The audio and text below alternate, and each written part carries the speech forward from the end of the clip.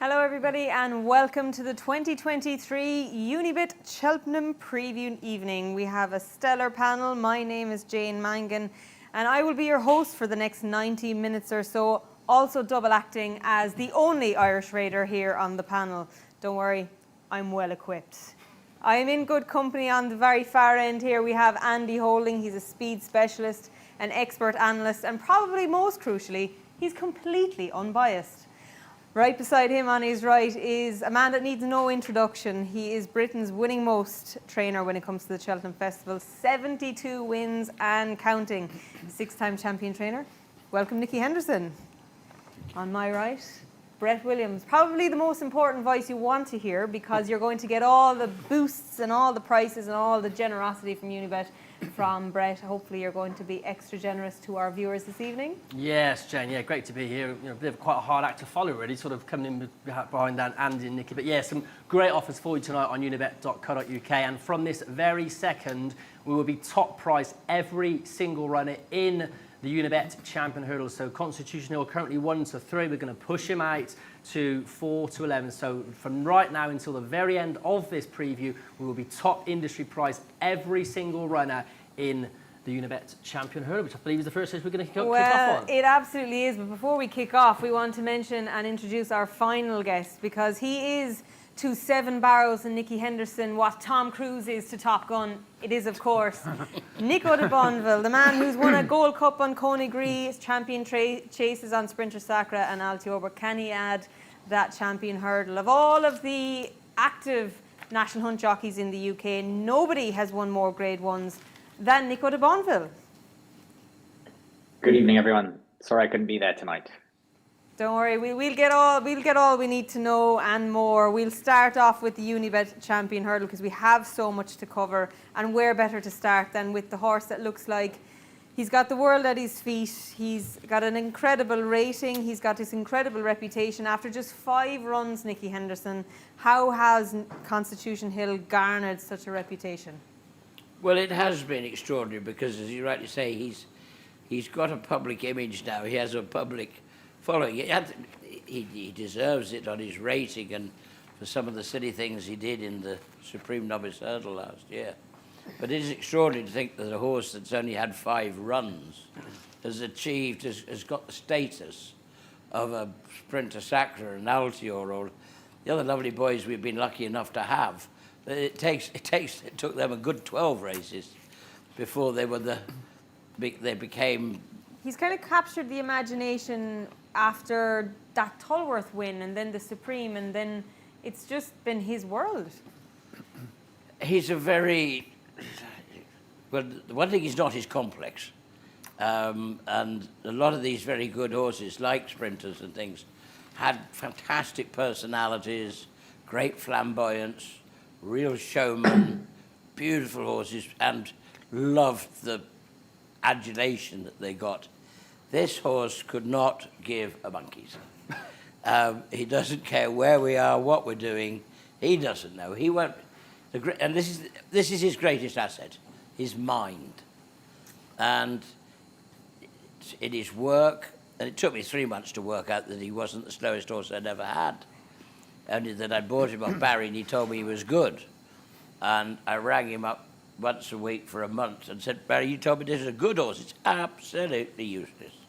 And some of you might have seen him when we're walking and trotting around the covered ride in the morning, wherever he is. He actually finishes up at the front of the train because he's going so slowly that the rest catch him up. He can't walk, he can't trot. He looks, and you would not pick him out. You couldn't. If I showed you 20, you'd pick 19.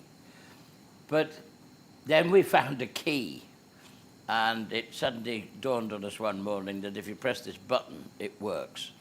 And that's actually the secret of him. He eats, he sleeps, he works. He eats, he sleeps, he works. And it sounds like you're describing Nico de Boinville there. No, even he has to work quite hard, I admit that. He does work up. When you say go, he does put, he will, it does work. And he's very, very good. And it's actually even hard to find horses that can work with him. Yeah. He doesn't look as if he's speedy, but he really is. That's interesting you say that his mind is his greatest asset, because so many good horses sabotage themselves, whether it's in the preliminaries or through the race. So from a jockey's perspective, Nico, I think he must be the dream. And as somebody who's looking at it a way that he could get beaten, that's the thing that you can be so comfortable with, that surely going down to the champion hurdle start, you know you're on a horse that the occasion won't faze him. Certainly. I mean, he is as straightforward as the boss said there. He's so many good horses have their own little quirks, but he just doesn't seem to have any at all. Ground certainly wouldn't be an issue for him. He's won on all sorts of ground. I'm really looking forward to riding him, actually, and who wouldn't be? I'm not surprised you're looking forward to riding. There's no need to say actually. I think everybody would want to be getting on Constitution Hill. This year you've made the running. Last year Supreme you dropped in. Is it a case of you just decide on the day, or do you go out, I'm going to say, catch me if you can? I don't know yet, really. I think we'll just wait and see what happens with the ground and things like that, and then we'll come up with some sort of plan and stick to plan A, and then if that changes, go to plan B or C. And I mean, the main thing will be to just keep it as simple as I can, and see what everyone else is doing. But we'll probably make a plan on the day and come up with something. I like the relaxed attitude. Nicky, are you thinking the same thing? I think you do. I mean, if there's plenty of pace, he doesn't have to make it. If there's no pace, he's perfectly happy to bowl along, as he did in the Fighting Fifth. And then we didn't at Christmas.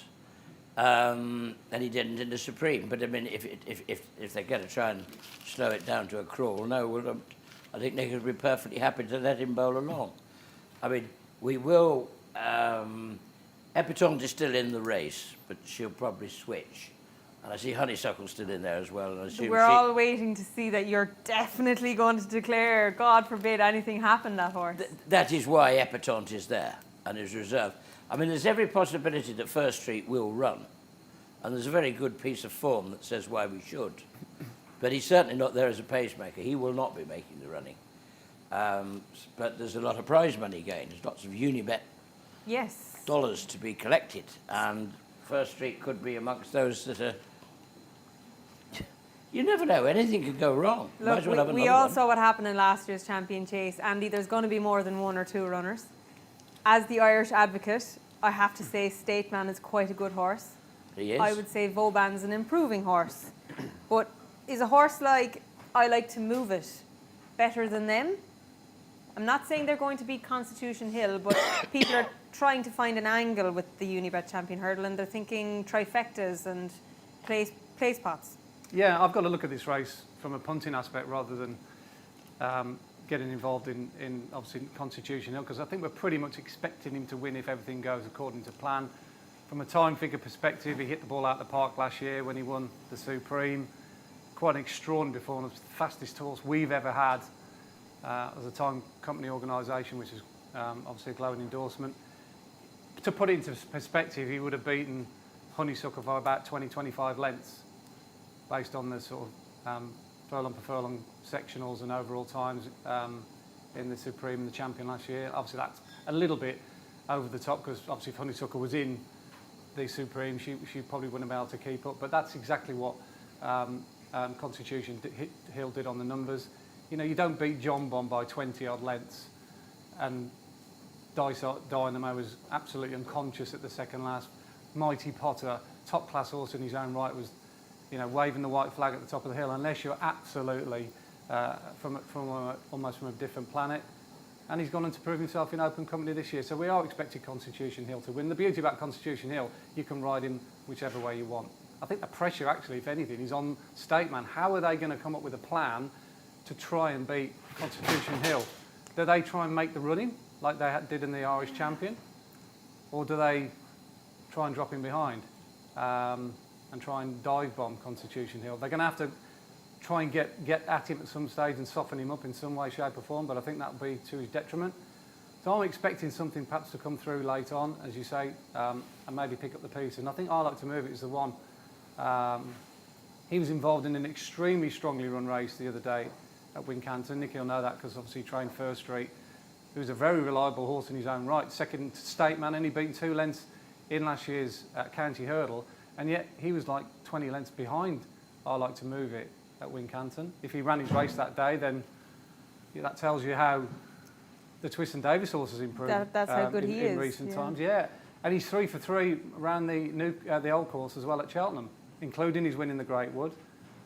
I wouldn't expect Sam Twist and Davis to get involved in the early skirmishes. I think he'll ride him handily and come through, in the latter part of the race. And I think he's the one for, if you were betting without the favourite. I see Unibet are going without the favourite.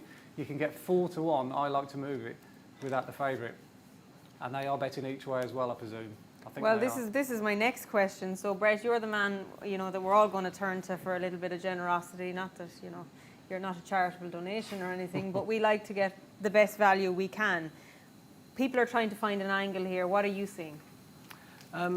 People are being very realistic in the fact that Constitution Hill will obviously be hard to beat, and he's almost unbeatable. So that's why we have got the betting without Constitution Hill market. I do agree with Andy there. I think I Like to Move It, of course, the previous winner of the Unibet Great Wood Hurdle further down the line. He came out and won nicely at Wincanton last time as well. So he's definitely the horse who people are latching on, because, of course, State Man is also odds on in the market without Constitution Hill. So people are looking for horses just obviously at a slightly bigger price. And 4 to 1 for I Like to Move It is I think a decent odds and very realistic price as well. Interesting. Well, if you're talking about Constitution Hill having a rock-solid temperament, State Man falls into that category as well. He's very adaptable.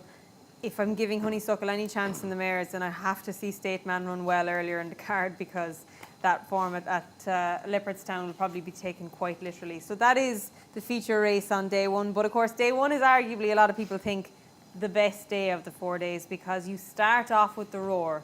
You start off with the Supreme, and Brett, take us through the odds. We've got Facile Vega top of the market, but this is a competitive race. This is a very, very competitive race. At the moment, that 2 to 1 for Facile Vega is looking quite vulnerable, to be honest. 2 to 1 there at the moment. And when this horse got beaten at Leopardstown at the Dublin Racing Festival, we pushed it out to 11 to 2. But over the last few weeks, there has just been sustained support come for this, of course, the Supreme winner previously. The bumper winner.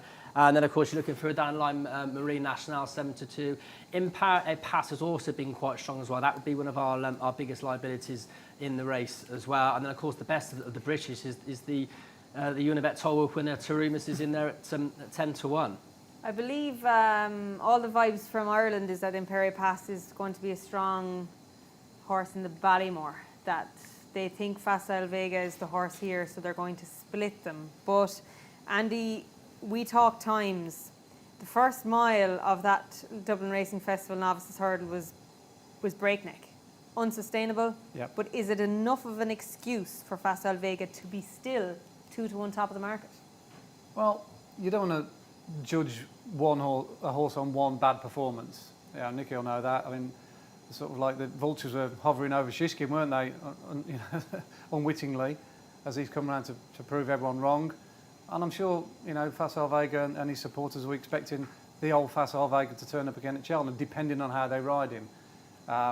It is a fascinating race tactically. They wouldn't want to get involved in the scrimmage like they did at the Dublin Racing Festival, because that would be suicide. I'd imagine Stabber Companion Diversion made the run in last time out at Punchestown. He'll go off in front, if not maybe High Definition, who ordinarily would like to lead as well. Obviously, last time out, they were duking it way too early down the back straight. He's definitely the fastest horse in the race. Absolutely, yeah. He was good the first day when despite jumping out to his right, he still maintained a healthy gallop all the way to the line. He's no back number at all. But I think they'll probably go back to the tactics that were employed in last year's bumper with Facile Vega. Just drop him in, give him a chance. He was super strong in the back end of that race last year. Beat a good field. The race hasn't worked out as well as we thought. And it's interesting that on a normal basis that the champion bumper winner tends to struggle if they do go back for the Supreme the year after. I think Champagne Fee was the last horse to do it in 2013. So it's not necessarily a really good sort of form line. And the other thing, a little bit damning against Facile Vega as well, is that most of the winners of the Supreme Novices tend to win last time out. You've only got LeBake in recent times who completely blew out and then came back. I think 15 of the last 17 winners have all won last time out.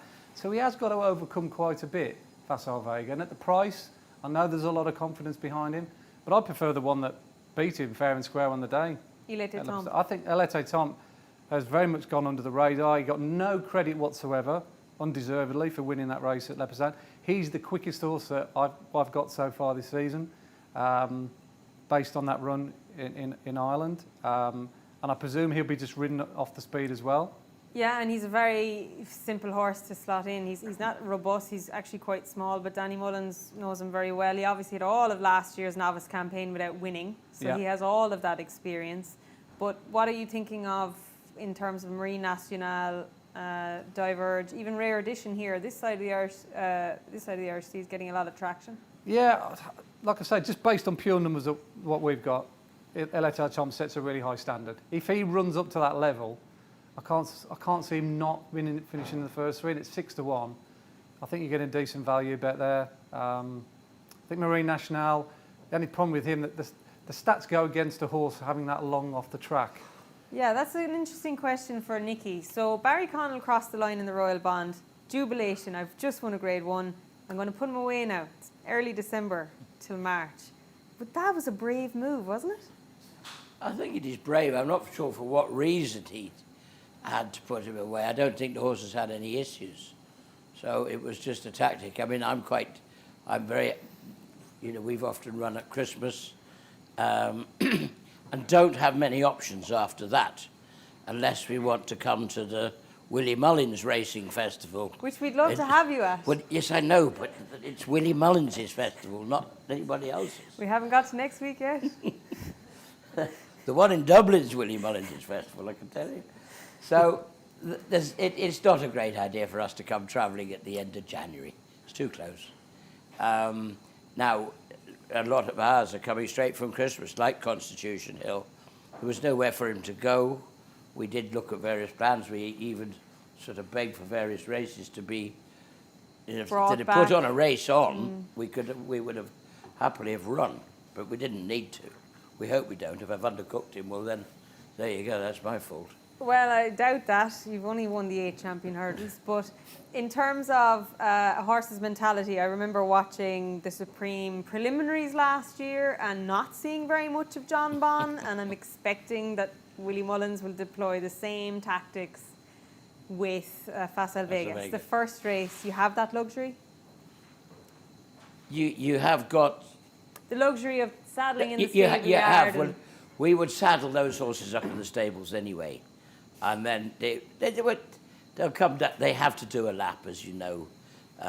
We cut it down to the bare minimum. And the man that rings the bell, you've got to keep a good eye on him. He's very, very important. And you want to go out on as soon as he's going to do that. Yeah, leg up and gone. Yeah. So he's obviously, from my perspective, I don't think Facile Vega has become a bad horse on the back of one run. No, nor me. I think he's still the one they have to beat. There obviously was that the gallop that day was unrealistic, to be fair. And I think it's given a false result. And Facile Vega is, I think in Willie's mind, he's still the best horse that he has in the race. I don't think we have a lot to frighten them with, so you'd know where they all are really better than we would. Temuras is a good horse, but is he good enough? Sorry? Temuras? Yeah, Paul's horse, yes. But these English novices, I don't think they have been very good as a genuine bunch. I think your staying horse, Hermes Allen? Hermes Allen, is probably the realistic novice that we have. I'm a Facile Vega follower. All day long. I am, and as you say, I think he can. You forgive him that one run. I don't see why not. It probably was a falsely run race.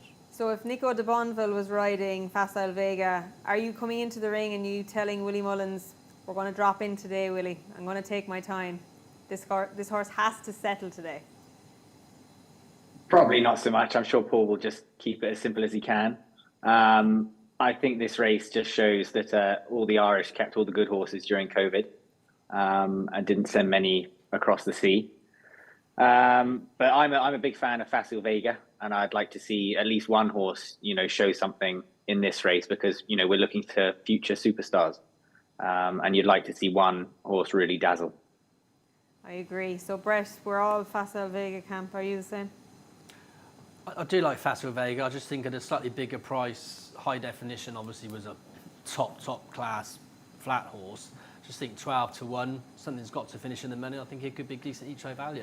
Interesting. The horse that got caught on the line in the Tattersall's Gold Cup at the Curragh over 10 furlongs in a Group 1. Let's see what he can do in the Supreme. But pace, and more pace. The Arkle. John Bon. I'm a big fan. Am I wrong? Well, I hope you're right. I hope you're right.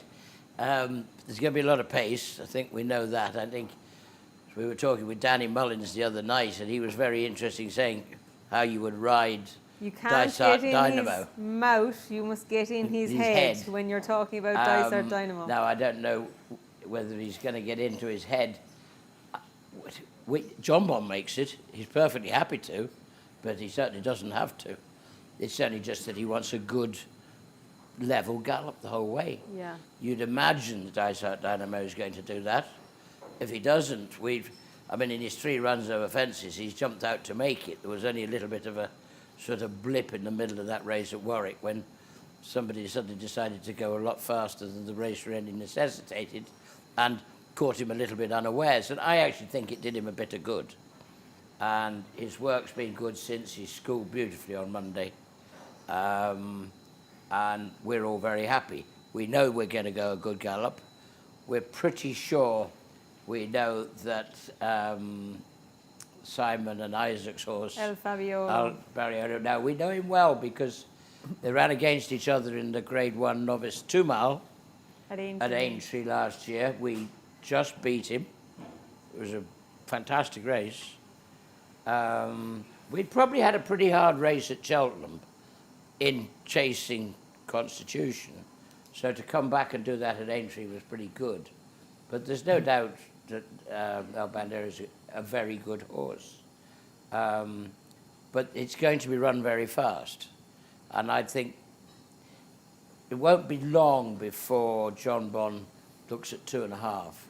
So a good, strong, solid gallop, which I think we're pretty likely to get, should suit.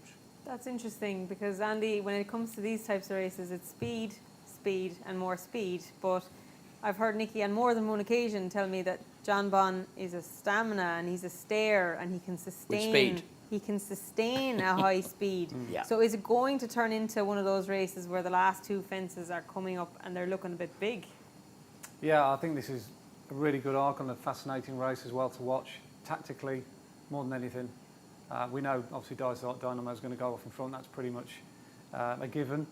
I think one of the differences between Irish racing and British racing in general is polarised in that race over in the Dublin Racing Festival, the Irish Arkle itself. You'd never get that over here. You'd never get probably 7 or 8 of the top novices all running against each other prior to the Cheltenham Festival. And I think that's given probably El Fabiolo a little bit of an advantage in the sense that he's not going to know what's around the corner. He's running an extremely strong run environment there. There was no prisoners taken by Dysart Dynamo, and he stayed on extremely strongly up that hill after the last. His jumping's a little bit scruffy. I think Nicky's horse is a much better jumper. I think he's more athletic. He certainly gets from A to B quicker. But I do think El Fabiolo is a real street fight and a proper grind. That's not to say that John Bon isn't, but if he's upside John Bon or they're close going down at the second last, given what he did at the Dublin Racing Festival, I think he might just outrun John Bon, but I think it is going to be a very, very close call between the two. Time figure-wise, there's not a massive amount between them. El Fabiolo is slightly top, but not by a huge amount that you'd say unequivocally, like, El Fabiolo win the race 10 times out of 10. I think a lot depends on how they're going to jump.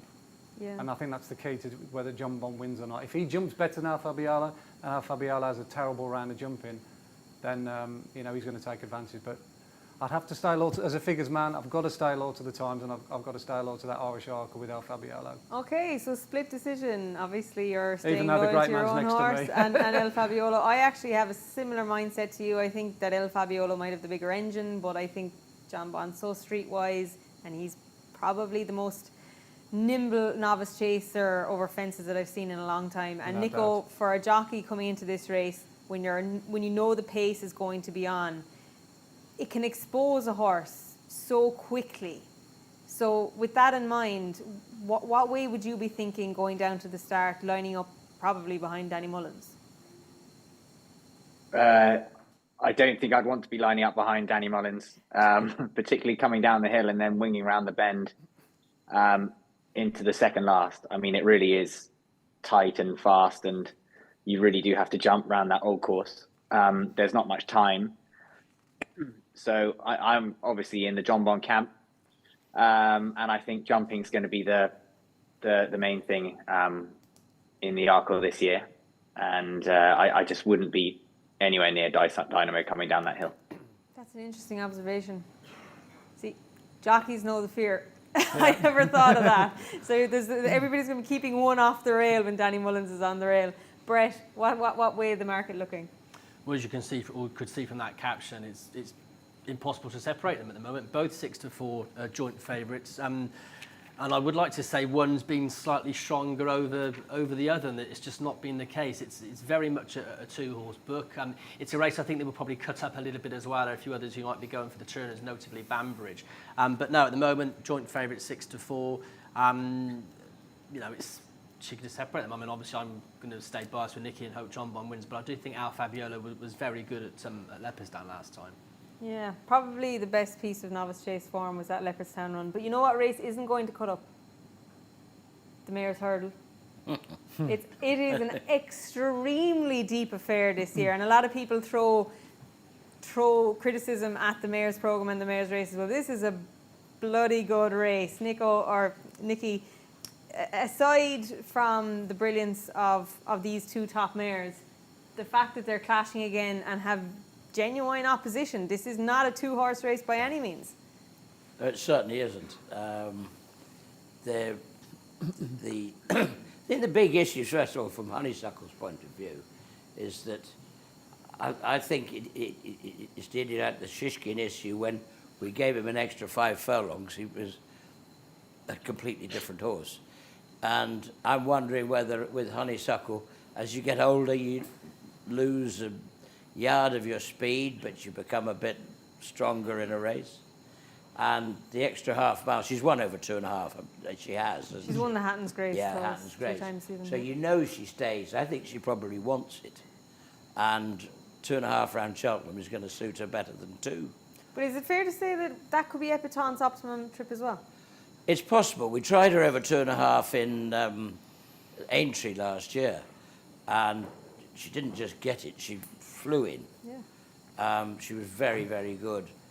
Then she bumped into a horse called Constitution Hill at the beginning of the season, and she wasn't quick enough. We then found her a lovely Grade 2 race, which I agree was not a very exalted one, but she really was very, very impressive, and she's been very good in her work. She's got speed, but I think she has stamina around Aintree and stamina around Cheltenham are two different things, but it's the obvious thing to try and do. And it's fascinating that 2 individual champion hurdle winners meet outside the champion hurdle. Yeah, the last 3 champion hurdles. The last 3 champion hurdles, here. in fact. Yeah. It is. As I say, but the next issue is, where does last year's winner run? My next question is, did you supplement Epiton this morning? Did I supplement her for? The mares. Who? Epiton. Yes. Well, that was important. We needed to Thank you. establish that happened. Just in case anybody had forgotten. And Theatre Guide as well, to be fair. And Theatre Glory. Theatre Glory. Perfect. She comes in as well, would want good ground. She's been very impressive. And the other one is Love Envoy, isn't it? Love Envoy is last year's novice winner, but of course you're considering Marie's Rock. Oh, for she's the sorry, stairs. she's the novice. Yeah, she's in here. Love Envoy. Yes. Yeah. That's Harry Fry's mare, but Yeah, but you wouldn't want to rule Love Envoy out if it's good ground. If it's good ground, she's a very big player. Does she not need soft ground? Does she not need soft ground? Sorry, she wants soft ground. Yeah. Sorry, yeah. She didn't run the other day. It's got to be soft. And that's something we haven't mentioned. I mean, we don't know what this is going to be. I don't think anybody knows. She wants it very soft, and if it is, she's got the stamina, and she'd love it. So she will threaten them. She's a good filly. Brandy Love is worth mentioning as well. I know she got beaten at Punchestown, but that was her first run since Punchestown last year. She's a good mare, does jump off to her right. Marie's Rock, are we going to the stairs? Well, that's the big question. She's done absolutely nothing wrong since last year's mares race. She was very impressive. She then came to Punchestown, did it again, and she was seriously good in the Cleve over Christmas. Same trip. She does stay. She's got up that hill like a tiger twice. There is a big temptation to move her up to 3 miles because this is very competitive. It must be tougher than last year if you've got champion hurdle winners lurking in there. And we're all very much on the fence.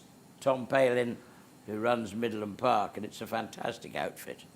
We're all... Some contrast having the Platinum Queen and Marie's Rock in the 1 year, isn't it? Yeah, amazing. Yeah. And they do a great job. We've just got to... it'd be nice to split them up. We've got a lot of mares this year. You can never have enough mares, Nicky. You can never have enough mares. Yeah, I've got a lot of them, and we've got a few more to talk about later on. You're being very political, and you've got a lot of representation in this race. And the stairs race, I would argue, isn't as good a race. It's a good race, but this is, as you say, 2 champion hurdle winners, isn't it? What way is your jockey thinking? You could probably tell me which race to run in. Well, I'm interested. I'm interested to see what Nico thinks. I know what Nico thinks. Well, I'd imagine you've discussed it. You could tell me where the strongest opposition, in your opinion, is coming from. I mean, is it Honeysuckle and Epitante?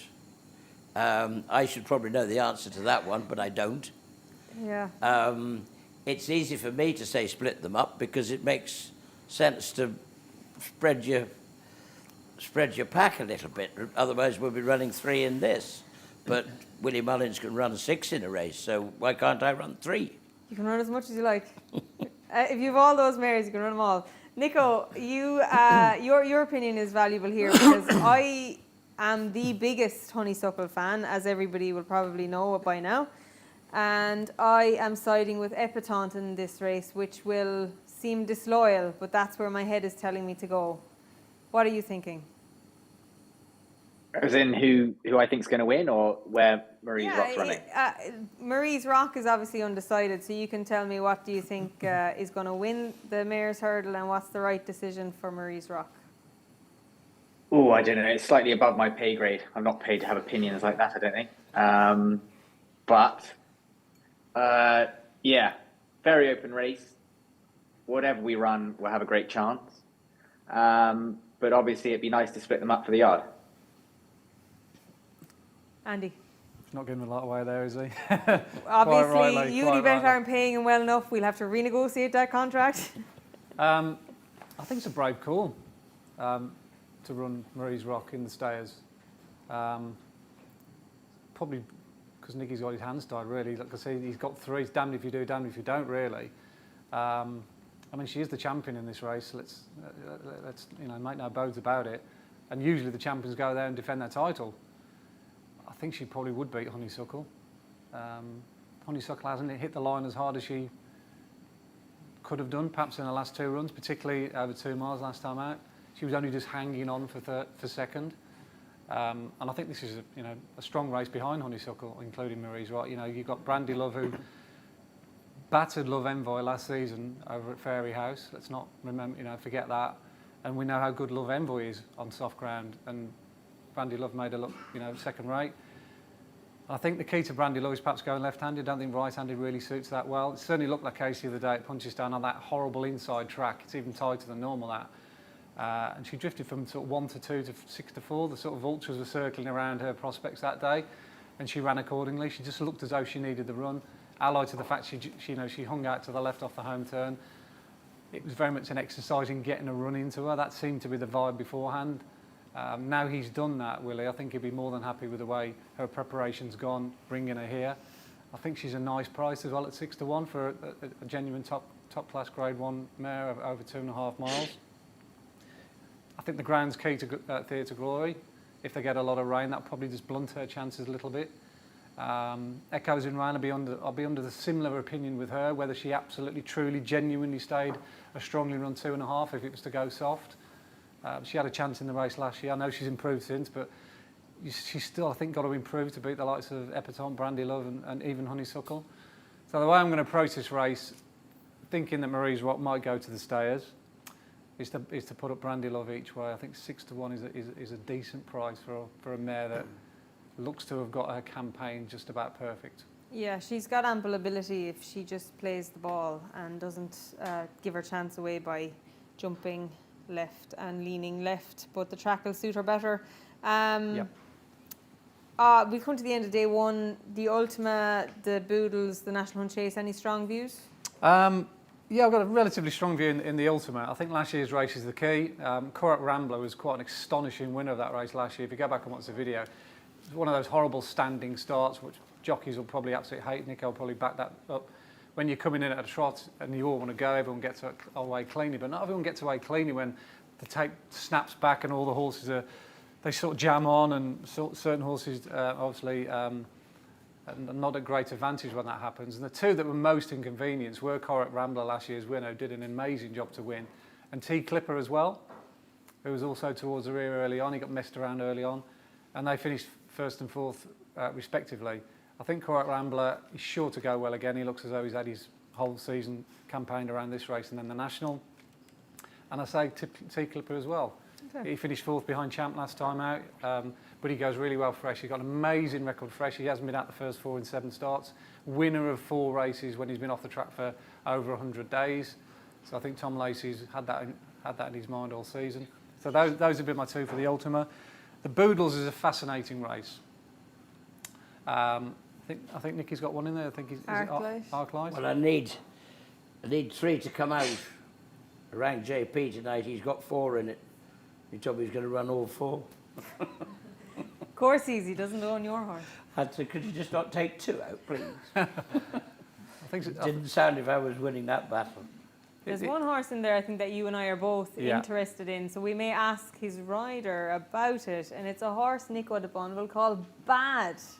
He's after a couple of starts in France. He's got an official rating of 128. 125, and his French rating, if you believe the French assessor, is 138, so I'm led to believe. How that it has equates. shades of Gaelic Warrior about this. Just a little bit, and he has been run. backed accordingly in the last few days. So what can we make of Bad and Ben Pauling's charge, Nico? He's 126. Find out. Nice. He's very, very small, but he jumps very well. I rode him a piece of work around Kempton the other day, and he was very good. There's not an awful lot we can tell you because we haven't raced him over here. So, but Ben's incredibly optimistic about him and thinks he's got a great chance. He's done his races in France very well, and they're hopeful, I think. Certainly, by the way he's been talked up at previews and things, I think that's why the price has come in. But he's definitely a talking horse of the race. Certainly is that. Would that put you in the right mood, Andy? Yeah, I've had a few cut on him based on Ben's opinion. Spoke to him about the horse a couple of months ago, and he was quite happy. He didn't want to show his hand, basically. I think he had him in the Grade 2 at the trials day in the race at Comfort Zone 1.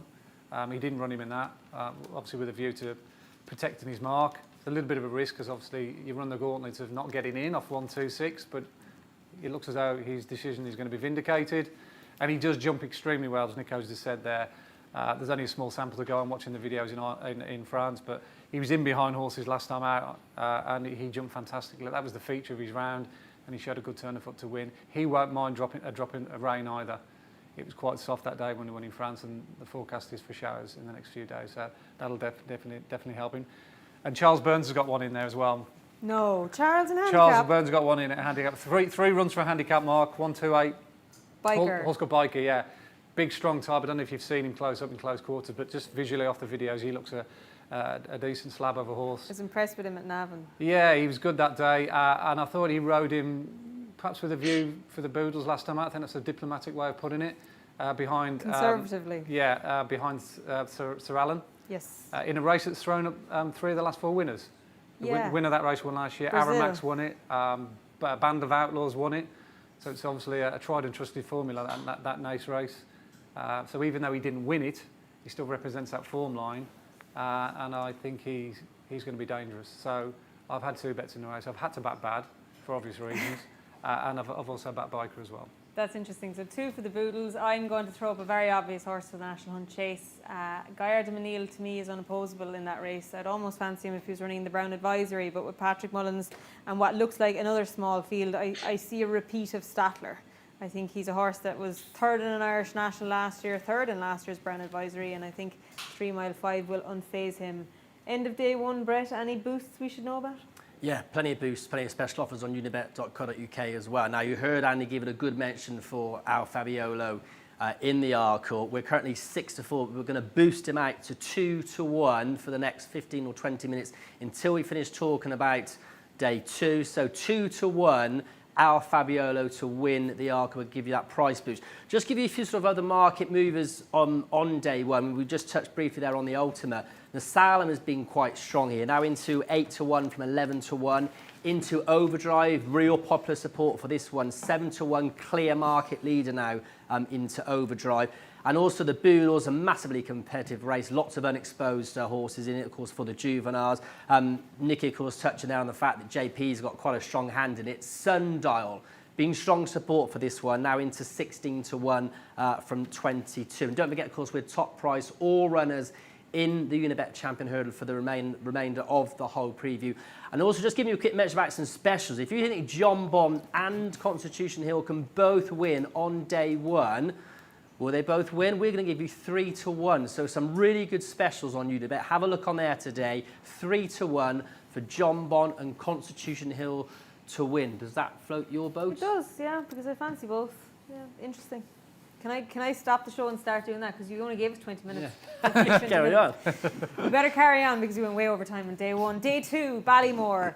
Let's start with the British, Andy. I have to say, what I saw from Hermes Allen and Challow impressed me. Did it impress the clock?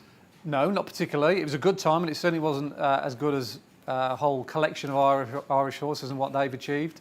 I think he's got to improve again to beat the Irish. I think the Irish got an incredibly strong hand. And by and large, the Irish tend to win this race. Plus the fact you chuck into the mix, Challow hurdle winners are 0 from 20 in the last 20-odd years. There's a reason why that race doesn't work out well. I haven't put my finger on it. I haven't got the answer to that, but it just happens every year, doesn't it? I mean, we've had some quality horses in that. Diamond Harry, Denman, Rev de Savola, Barter's Hill. These are top-class horses. You know, you could put Hermes Allen arguably into that bracket.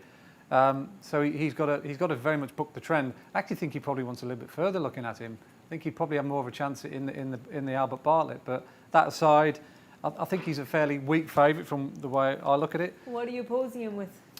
I like him Parapass, but again, just from a time figure perspective, he hasn't done anything extraordinary. His Moscow Flyer time was better than his maiden hurdle win, unsurprisingly. And if I'm having a bet in these races, I want to back something that's tried and trusted in a quick time. They've already posted, they've already proven themselves at championship level. Otherwise, you're very much in the element of guesswork. So the 2 I like are in the pocket. I think he's grossly overpriced. I think he's a great each way shout, yeah. 12-1, yeah, he's a really nice horse. He won well first time out at Wexford. That was a quick time. It was the first time we realised he was a good horse. And then he beat a real strong stayer the time after, 3-card Bragg, which is no mean feat. That was over 2-3 or 2-4 at Navan, despite missing hurdles out, which would have affected him. And he was just basically outpaced by Ilete Tomp at Grade 1 level over 2 miles, but he did stand quite eye-catchingly.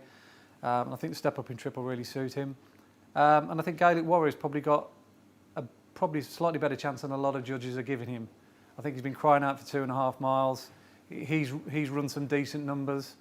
And despite him having a little bit of a habit jumping out to his right, which probably wasn't as bad as everyone said last time out at Leopardstown, he did jump right at the last, but bar that, he wasn't too bad. I think he's a big player. But I think this is a really deep race. I think it's a very, very strong renewal of this. We haven't even mentioned Champ Kylie, who won a very good Lawlers of Naas, and he's a real strong stayer, and he's got a fantastic attitude. So, not a race I've got a massively strong dogmatic view over, but I think in the pocket of all those we see on there, 12-1 is definitely value. Yeah, I would have to agree with that. Nicky, you've got Persian Time in here. Will you run? We have just sort of come to the conclusion it's not a good idea. Just on what Andy Which said, is or okay, this so afternoon. So no, he won't. He's not ready for this. He'll be turning up 1 year, but not this year. if you're completely unbiased, then you can have a free reign. Which horse would you like to be putting the saddle on? I've got to say, I mean, I'm pretty sure that. I mean, I think Paul's horse was good at Newbury, but you have that stat behind it. Mind you forgot one when we were earlier on, the Constitution stat that is horribly against him. I left that out on purpose. On purpose. It's very nice of you. Yeah. I know what it is as well. Yeah. It's 50 years Beulah. since a horse that won the Supreme, Yeah. one that followed up with the Champion Hurdle. 1971. Long way I back. was assistant to Fred Winter at the time, so I did have something to do with it. But it just shows you that. Nothing to Yeah, do it's with it amazing, at isn't all, it? That is the answer. I think you literally can't believe that that's happened. You I couldn't. know. No. Mind you, some of them, I mean, like Altior went chasing the next Yeah, year of and course, things like yeah. that. But Yeah. no, 50 years since the horse has followed it up. It's a horrible stat. So if you're taking Paul's horse out because it's however many years Horses have tried. Good horses have yeah, tried. no, a lot have tried. No, I'm handing over to. I watched what I call the Willie Mullins Racing Festival, and I was very impressed. But a lot of very nice horses. It's a race for us to watch. Yeah. I was taken by the fact that this year Gaelic Warrior had a mark of 134. He would be the one I would like, actually, if I had to have one. Good. Gaelic Warrior. We got one. Yeah. He had a mark of 134 that they could have easily protected, left him at home, not ran him in Clonmel, not won €150,000 at the Dublin Racing Festival, and kept him for the county or some handicap at the Cheltenham Festival. But they've run him. He's now up to a mark that actually puts him the highest rated novice hurdler by time form in Britain or Ireland. And yes, he's a tendency to go to his right, but we know the ability is there. Whereas with Empire Pass, it's a little bit of a guesswork. Goodland was impressive at Dublin, but what did he beat? I think Absolute Notions is going to go here. He's an each way shout as well, a strong stare. Nico, when it comes to the Supreme, I'm often told that it takes a stare to win. But when it comes to the Ballymore, is it more tactical? And if so, which horse would you be thinking you'd like to have on your side? I really don't know too much about this, although I'm fully in agreement with the Challow being a bad sort of prep race for this race. I just think because it's around Newbury and inevitably it's soft ground that day and they get racing so far from home that I think horses have a harder race than perhaps it might look to the eye. So from a jockey's point of view, I think that's a negative. But as you said before, I think it's really is in the hands of the Irish, and I'll sit back and enjoy and see what then turns up next year. You'll be running for Congress yet, guys. Into the Brown Advisory, the staying Novice Chase. I mentioned Guy Arden going to the National Hunt Chase. He's probably going there for a good reason. Andy, which way are you swaying? A big fan of Jerry Colomb when he won at Sandown. That was a wow moment. Despite making a mistake at the last in the back straight, he was still very strong at the finish. Beat Nicky's horse Balco Coastal. I've got a huge amount of time for him. I think he's got a chance later on in the week. We'll talk about that on day 3. But the right horses were in behind him that day. And I mean, the likes of Thunder Rock and Monmiral, who timed with the real whacker. So if he's beaten them in the fashion that he did, then he's obviously got to be hugely respected. His time was very good at Sandown as well. On par with some of the best that the UK horses have achieved already so far. He's definitely going to improve for stepping up in trip, there's no doubt in my mind. The only thing that he hasn't got going for him, which others have, is obviously he's yet to run at Cheltenham. Most of his form is on soft ground, going right-handed. So he's obviously got to prove himself under a different set of circumstances, and at 7-4, all your ducks are not in a row there, are they? Whereas the Wheel Whacker, he's run 2 extraordinary good times, one in the Dipper and one over the course which he's going to face at Cheltenham. and his jumping is absolutely flawless. I haven't seen a better novice chaser this season regards jumping. It's almost as if Patrick Neville trains him on trampolines. He's absolutely unbelievable, spring-heeled at every fence. Haven't seen him make a mistake. And you can't underestimate that when you go around Cheltenham. A horse that's been round there twice and jumped as accurately as he has, that has got to be a massive advantage in the long I'd be run. inclined to agree that if the real whacker was in Seven Barrows or Clesutton, he wouldn't be 9-2. Absolutely. And it's probably just a circumstantial thing. And I think this race is going to cut up. We're presuming that Galliard de Mesnil will go National Chase. Sir Gerhard, not sure whether he comes here or not, but he's only had the one run. Time Hill represents a Corto star form, but I don't think that amounts to a great deal. He's 9 years old as well. 9-year-olds don't tend to win it. The Corto star, 0 from 22 in the last 22 years. That race doesn't stand up. Stage Star, I think, is going to go down the Turners route. So you're looking at this race, it's probably only going to be a 7 or 8 runner field maximum. And at 9-2, the real whacker, if he gets off in front, he's going to be definitely hard to kick out of the frame at the very least. If he gets beat by Jerry Colomb, fair enough, but I still think he'll be bang there, coming down the hill and still being in a good rhythm, and it'll take a good one to beat him. He shouldn't be underestimated, the real whacker. Yeah, Nicky, you know the favourite better than most of us because you thought you had him beat at one stage in the Scilly Isles, and then he outstayed Balco Coastal. And I will say, okay, he hasn't been to Cheltenham, but he's never been beaten. No, I think that's right. I thought we had beaten him turning in and jumping to second last. We'd quickened up quite well. And then, he just came and got back at us and outstayed. But I mean, I still have to admit that I've said to Nico a couple of times in the last week, the Turners looks the hottest of all the novice chases. I mean, actually taking the Arkle out of it, of the 3 staying novice chases. 2.5, the 3, the 3.6. Balco's it's still in the 3 miler. Would we say the Turners is that hot? Would we ask Balco Coastal to go 3 miles? I'm not sure would. He's got a turn of foot. I think he's a 2.5. So I'd leave it there and give credit to the winner for stamina and leave him in here. Mm. So you're not going to go weather watching and think if the ground is quick, I'll go up and trip, or... We've said all along we'd run of the Turners, and I think, having said that, as Nico said, he's a good fast, he's quite a quick horse. I think he might blunt him over 3. Okay, fair point. Well, this doesn't look like it's going to be the biggest of fields. No, that's what's tempting us. I was not impressed with Sir Gerhard in Goran. I know he's a Ballymore winner, he's a Cheltenham bumper winner, but he didn't look like he had an awful lot of scope, and I purely believe that the reason he's up to 3 miles is to slow everything down because he doesn't have an exuberant amount of scope. You know what I think? I think the real whacker is my selection in the race, and for whatever reason I haven't been able to get behind Jerry Colomb, but he does keep winning and I can't take that away from him. So let's see, it's not going to be a big field, and it might turn into a fact that he'll announce himself as a star. Yeah. I think the other reason as well why maybe Sir Gerhard will go down the 3 mile route is similar to Nicky. He's just moving his pack around. He's got Appreciated for the Turners. He's got Galliard de Mesnil for the longer trip.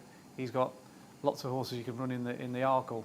So that the one position he hasn't got with Sir Gerhard is he hasn't got much in that, so he's running him in that because that's the easier option. It's the game of chess that every trainer wants to play. But we'll move on to the feature race on day 2, which is of course the Champion Chase. It's a race that has been very good to you, Nico de Boinville. It is again, a lot of people love this race. 2 miles, 2 milers at their best over fences. It must be an exhilarating feeling, and to have won it on probably the greatest 2 mile chaser of my generation, in Sprinter Sacra, that must hold a real special place in your heart.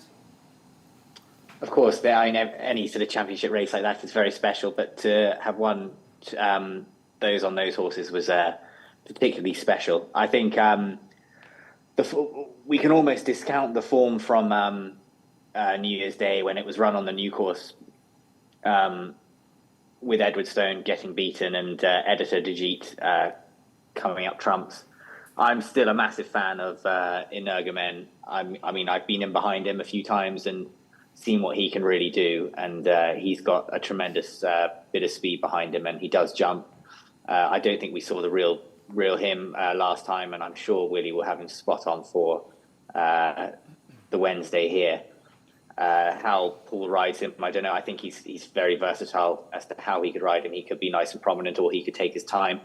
But with Editor Dijit in there, I think he'll probably just take the lead off that. But I just think, even though Energumen got beat last time, I think he's got a really good shout in this. That's not saying that Edwardstone doesn't. I'm a fan of him, but I just don't think at really true speed, I just don't think he jumps well enough for me. That's an interesting observation, because there's a lot of confidence behind Edwardstone, but as Nico rightly pointed out, he can be prone to a bad error. Are you with last year's champion, or are you with the statistic that tells us 7 of the last 12 Arkle winners have followed up in the champion chase? Yeah, that's been a really good formula over the years, hasn't it? I think this race is very much ground dependent. What I mean by that is, I think Energumen, if it was to go genuinely soft, it would enhance his chances. That doesn't mean to say that Edwardstone wouldn't handle it, because I think he's less ground dependent. On good ground and soft ground, it all comes alive. But I think Energumen to be absolutely at his best, like he was in last year's champion chase, and not like it was in the Clarence House, I think he would need soft ground. I'll be more confident then with him. But I was really taken by the run of Edwardstone in the Clarence House. I think Tom Cannon was riding the race to beat Energumen, and he kind of like underestimated Editor Dijit, who rather slipped him. It was a day where all 3 chase winners made all the running. That meeting, that trials day, often goes that way. It's a massive track bias to the horses from the front. At Stage Star made all, Ahoy Signor pretty much made all the running to win the Cotswold. So Editor Dijit rather got a little bit of a freebie there. But that surge that Edwardstone put in from the top of the hill to A, outrun Energumen, and B, get to Editor Dijit and head him, was a real sight to behold. I mean, he made up 10 lengths on a really good horse, and that massive surge in the hottest part of the race ultimately cost him in the latter stage, and that's why Editor Dijit was able to re-rally and come back and just do him on the line. So I think on this, the old course on the inner track, I think he'll ride him a little bit more hand, and he won't make the same mistake twice. So I just favour Edwardstone, but it's a fascinating race, and you know, you can make cases out for Gentle Demee, obviously being a spring horse, and if you throw Blue Lord into the equation, if he runs here, who's to say he can't bounce back as well? So yeah, it's a great race. I'm really looking forward to it. I think it's more of a watching race for me rather than a punting race, but I've got to put up a selection. It would be Edwardstone. Interesting. It's always a fascinating race, Nicky. I hear all of Clostutton is painted white now. I hear Energumen's stable is white. I was secretly hoping that nobody would come to England before Cheltenham and realise that we have painted everything white. That nobody would say a thing. And nobody would say a thing, and they'd all go down to the first and say, ah! And they do. They do. The first time you see a white hurdle or a white fence, and we'd have it at home. We learnt our mistakes very early in the season. Oh, don't be silly, they'll get it. Jeepers, I ran 2 one day. They both should have won. They both nearly refused at the first. They hadn't seen a white hurdle, my fault. So we painted everything white. Well, because the whole of England is white now. I did have a bet with Gordon Elliott that I could make a red, white and blue hurdle before he could make an orange and yet a green one. But we haven't got round to it yet, have we? But you've had other things on your mind, I'd yeah. imagine. But it is interesting, and I do think that was a part of that did actually unsettle Energumen at Cheltenham. I do think that day they were quite busy watching each other, and the winner got a soft lead and an unassailable lead at the end of the day. I think you've got to come back to the 2. I love Energumen. We had that wonderful battle with him in the Clarence House last year. He's a grand horse, but I'm going to stick with Edwardstone. I like the way he rallied on that run-in the other day. He looked as if he was going to come and win it well. He just, as you say, used himself a little bit too much having to get there. But he looked the sort of moral winner, if you know what I mean. Yeah, I actually agree. I know the handicapper is them £6 apart, that Edwardstone is £6 inferior to last year's champion, but I am with Team Alan King here, and I think the stronger the pace, the better. We'll just give a brief mention to the bumper, because I know it's basically Ireland's race to lose. I know Paul Nicholls likes Captain Teague, but he's an each way bet, I think, at best. One of the last 12 horses have won this race in the back of 1 run. That's your favourite. It's for me. One run at Navan. It was good. You tell me the time was good. I would venture to say that A Dream to Share should be favourite, but he's not coming from Clesutton, so he's 4-1. Fun for me is my fancy. She was very good at Sligo over the summer, and then she came to the Dublin Racing Festival and looked a little bit special. So that's my view on the bumper. Anybody else got a strong view? Andy, I know you have a the best overall time figure of those at the top of the market is A Dream to Share. Coincidentally, having run in the best Irish bumper at the Dublin Racing Festival, it was a quality race. There was some really good horse in there with big reputations, and it rather went under the radar a little bit. I think it was around about a 14-1 shot, this horse, having been unbeaten in 2 starts, but proved the equal to some horses with high reputations. And subsequently, obviously, JP McManus has put his hand in his pocket, which has got to count for quite a bit. He was obviously very impressed. I like the way the horse quickened. He seems to have a good attitude. We know he comes up a hill. Obviously, it's a stiff uphill climb to the line at Leopardstown, so that shouldn't bother him at Cheltenham. The one with the big wow factor, the wow moment, was It For Me. I mean, bumper horses just don't win like that, do they? Coming there absolutely pulling a steam train, and Willie Mullins bumper horses do. well, yeah. In maiden bumpers in Ireland, I rode against them for long enough. Oh my God! They're usually a little bit more workmanlike. That's what I'm saying. You know, they tend to get bumped along from 3 out, and they grind them the way to the line. But this fella just showed a real sharp turn of foot. His sectionals from 4 out that day as well were 15 lengths quicker than the other 2 good hurdle races on the same card, which has obviously got to be factored in. That shows that he's got a really good turn of foot. So the best one with the overall time figure is A Dream to Share, but the one who's unproven in a strongly run race, but we know can quicken, is It For Me. So a lot will depend on how this race is run, of which one of those 2 will come out on top. Interesting. So just brief mention for the remaining races. 4 in the Coral Cup, Nicky? The Coral Cup, we would probably run Comey Lord, and no ordinary Joe will go Hero Martin Pipe. Interesting, okay. Cross country, I hear Galvin, who's never been publicly seen over cross country fences, is flying. Wow. And of course, Delta work for Gordon Elliott as well. The Grand Annual, any big views? I quite like one in the Grand Annual. A horse of Jane Williams's called Saint Segal. Finished second to Meliistic in a very strongly run race at Doncaster, but looked for all the world to me as if it wanted a stiffer test, i.e. a stiffer track. He's only a young horse as well, 5, which is a little bit disconcerting. Usually goes to a horse with a bit more experience than he's got. But he has run in 3 very strongly run races, and I don't think he should be underestimated. And going back to the Coral Cup, there's a real interesting runner there for Charles Burns, Run for Oscar, who won the Cesarewitch. On the bridle, David. Won the Cesarewitch on the bridle, was last with 4 furlongs to run. Within the space of 2 furlongs, it was in front. It's got a very good engine, a good turn of foot. Does want nice-ish ground. Got bogged down behind St Sam last time when we saw it at Punchestown, but did run well on soft ground at Haydock over 3 miles. But 2 mile 5 round Cheltenham would be absolutely ideal. And I like the fact that he's fresh, because when he won the Cesarewitch in Newmarket, he hadn't had a run for 70, 80 days, and that is exactly the way that Charles Burns has campaigned since his last run. So, Run for Oscar for me in the Coral Cup. Interesting. Charles Burns in another handicap. Brett, he's going to have a good week by the sounds of it. Any updates for us? Yeah, so another price boost for you. In fact, 2 price boosts actually on Wednesday. You heard Andy waxing lyrical about the Real Whacker. Well, currently 9-2. We're going to boost that out to 6-1 in the Brown Advice. You can see it there on the caption. Was 9-2, now 6-1 for the next 15 minutes or so. But we've got another one for you. A bit of a Brucey bonus, a Brucey bonus we could call it. In fact, an Ergamine in the Queen Mother Champion Chase was 7-4.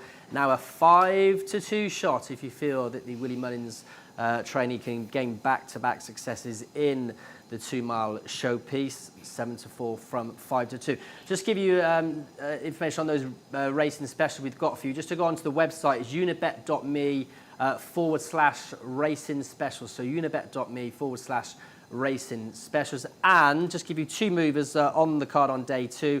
Cam Prond, another one owned by JP, been smashed in the betting for the Coral Cup, was 25-1 into 10s, now with 13-2, clear market leader. And in the Grand Annual, the Cavalry Chartered is that race over 2 miles for, of course, the handicappers. Anthony de Fresne's been strong. Was 33s, now into 8-1. So strong support for Andy de Fresne. Dufresne, no? De Fresne. We're not a fan of what's that? Corto, Cato, what's that really good Shawshank film? Redemption. Shawshank Redemption. All right, there we go. Andy Dufresne. We're on to day One 3, of the greatest guys. films It's of gonna all be a time. very, Come on, Brett. What have you been very doing with busy your day life? for Seven Barrows day 3 because you've got a number of key contenders here. We'll start with the aforementioned really strong Novice Chase, the Turners. Balco Coastal going to line up here, but is he going to meet arguably the best Novice Chaser in Ireland? I think so. And But he told me we've already met it at Sandown. Jerry Colombe. This is not far off, is it? The two of them are very comparable. Okay, we went on to that one. I would be of the opinion that this guy might be the best around, and that's before I you think even... this is the best Novice Chase. Yeah. But we've said that's where we're going to go. I could read a lot of things into Sandown. I'm trying to think why we can. I do think we can improve. He's a stuffy, burly horse, and I think I could probably find about 3 pounds of improvement in fitness. He tended to go a little bit left-handed, so we're going to get another 2 pounds for going left-handed. So that's 5 pounds. Is that getting us anywhere near? No? I'm not sure. Well, Does your I jockey think we could be. have I more think up we his could be sleeve? better. I think you could just hold him up a little bit. I don't say Nicky went too soon. He thought he'd got the other horse beaten I thought from he the had the last other of horse the railway beaten. fences. Yeah. And he quickened all the way around the bottom bend, jumped the second last, looked who he was going to go, and then the brute came back at us, and he outstayed us. Yeah. Well, we've still got to stay to get up the hill at 2 mile 5 up here. We've still got to stay, and I think he has got a good turn of foot. He did a very good gallop at Kempton the other day. He's schooled well and will run here. Good ground is probably a help rather than a very soft ground because he has got some pace. Yeah. But he'll have to be fairly. He hasn't really done enough to win a race like this, and you'll go back to his previous run at Hereford when it was Hereford and he wasn't earth-shattering. But we know I wouldn't have taken him from Hereford to a grade 1 in one jump if I didn't think he was sort of up to that sort of calibre. And I think he is. And his jumping was slick the other morning. We can only give it a go. Give it a go. Nico, we have to give it a go. I think he's arguably an underrated horse, probably because a lot of people are getting behind the Irish horses. But I genuinely thought at Sandown, you were gone. I thought this horse is going to be impressive. And he just got outstayed. So do you play your cards later? Or do you ride a different race? What way do you approach this race? He's a straightforward horse, but he likes to bowl along and enjoy, and he does make up lengths over his fences. I really did think that I had Jerry Colombe in trouble. I shut the door on him, and I thought he did remarkably well to get himself out of trouble and come back around me. We had a bit of a blow going to the last fence, and after that he ran on again after that, and so I do think there's plenty of improvement to come. He worked fantastically well at Kempton just the other week, and I was delighted how he came out of that. So as the governor said, I think there's plenty of improvement there. However, that's not to say it's a big task at hand, and I've been incredibly impressed with the Irish horses, particularly Mighty Potter. I'd have to agree. Mighty Potter was good in the Drinmore, Andy, and he was particularly good at Leopardstown as well. That said, I have a lot of respect for Banbridge. He's got course form at the beginning of the year, which we forget about. He's better on good ground, and I think up and trip after what we saw in the Irish Arkle will only help him.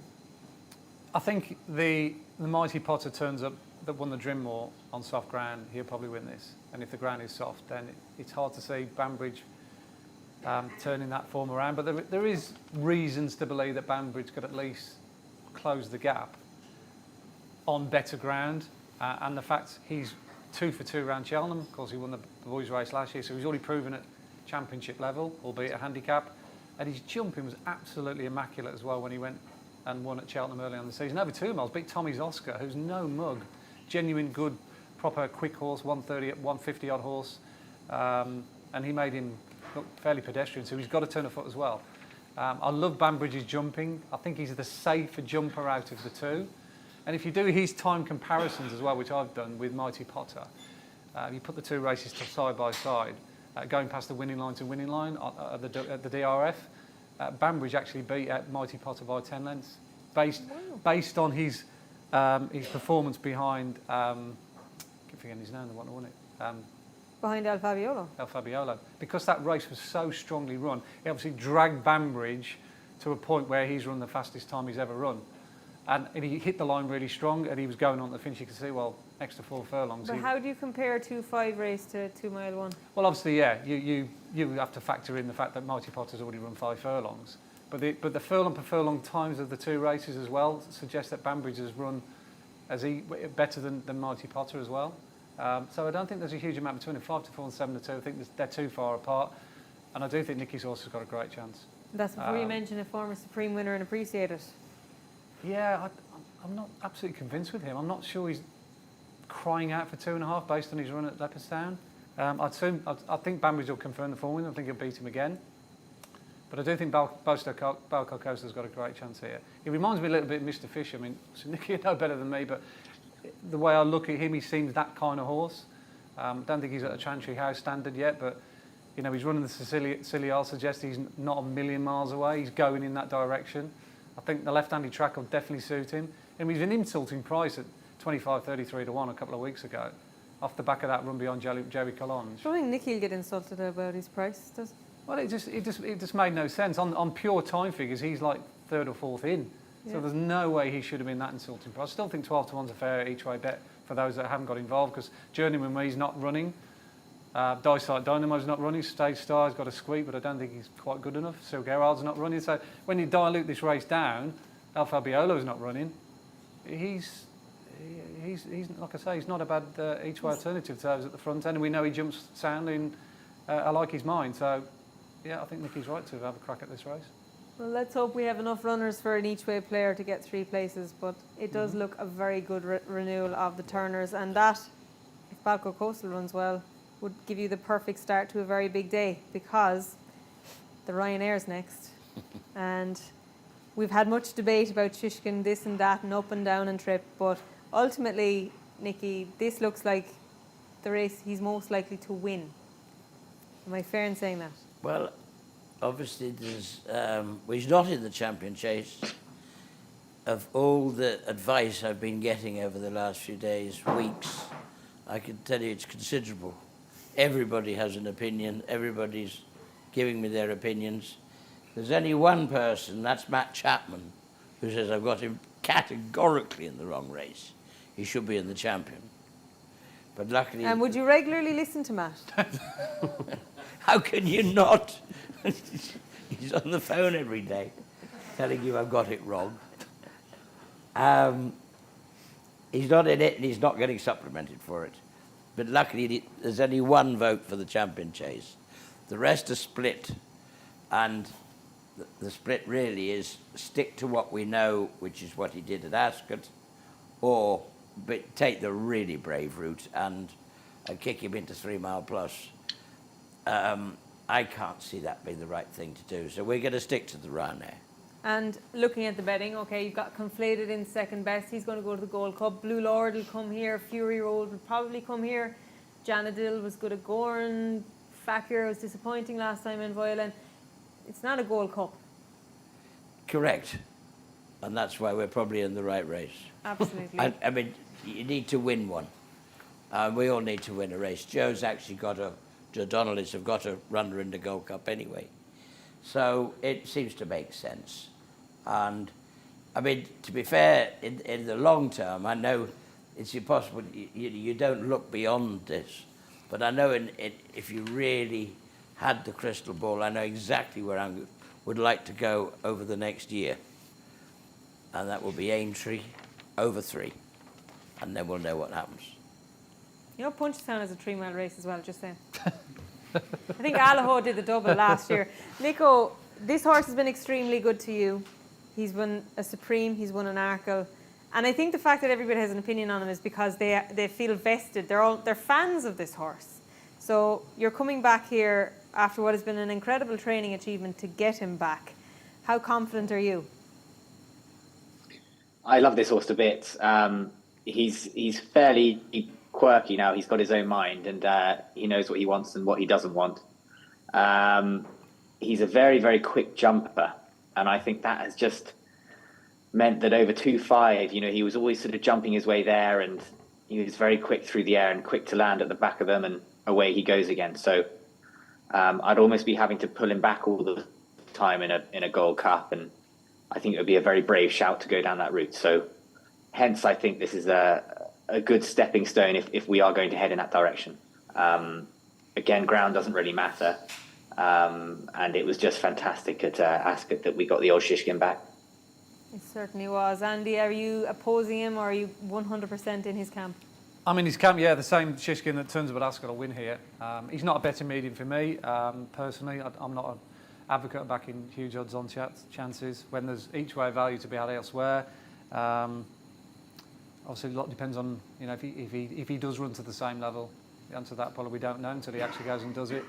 I probably prefer Janadil from an each way perspective, or a bet without the favourite. Yeah, he was gross in the rain. I heard your comments on Racing TV that day. You said he looked a bit fat, didn't you? I was so taken aback that he won, but I suppose it was a slowly run race and he just burst through in the last 2 furlongs. Yeah. He's going to improve immensely. Well, there's only certain kind of horse that can run the numbers that Shishkin can do. The likes of Galopin de Champs, Plutard, Constitution Hill. We've awarded them the kind of ratings in the last sort of like 4 or 5 years that they've stood out from the crowd. And the other one is Allaho. I mean, when he's on his game, he's absolutely different class.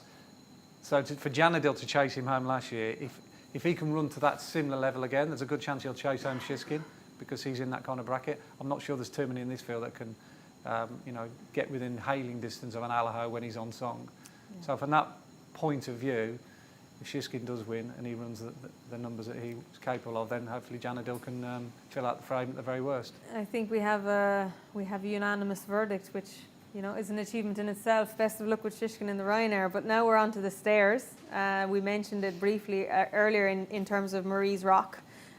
Blazing Cala's top of the market. The Charles Burns Enigma Code, I would call it. Tehupo is my selection for the race. I think they've been learning about him and perhaps running him over the wrong trip last year, but we saw what he could do at Goran last time. And of course, he was the Grinch on the Hatton's Grace Day over 2.5 miles on soft ground when Honeysuckle eventually lost her winning streak. Home by the Lee, probably never given the credit he's deserved.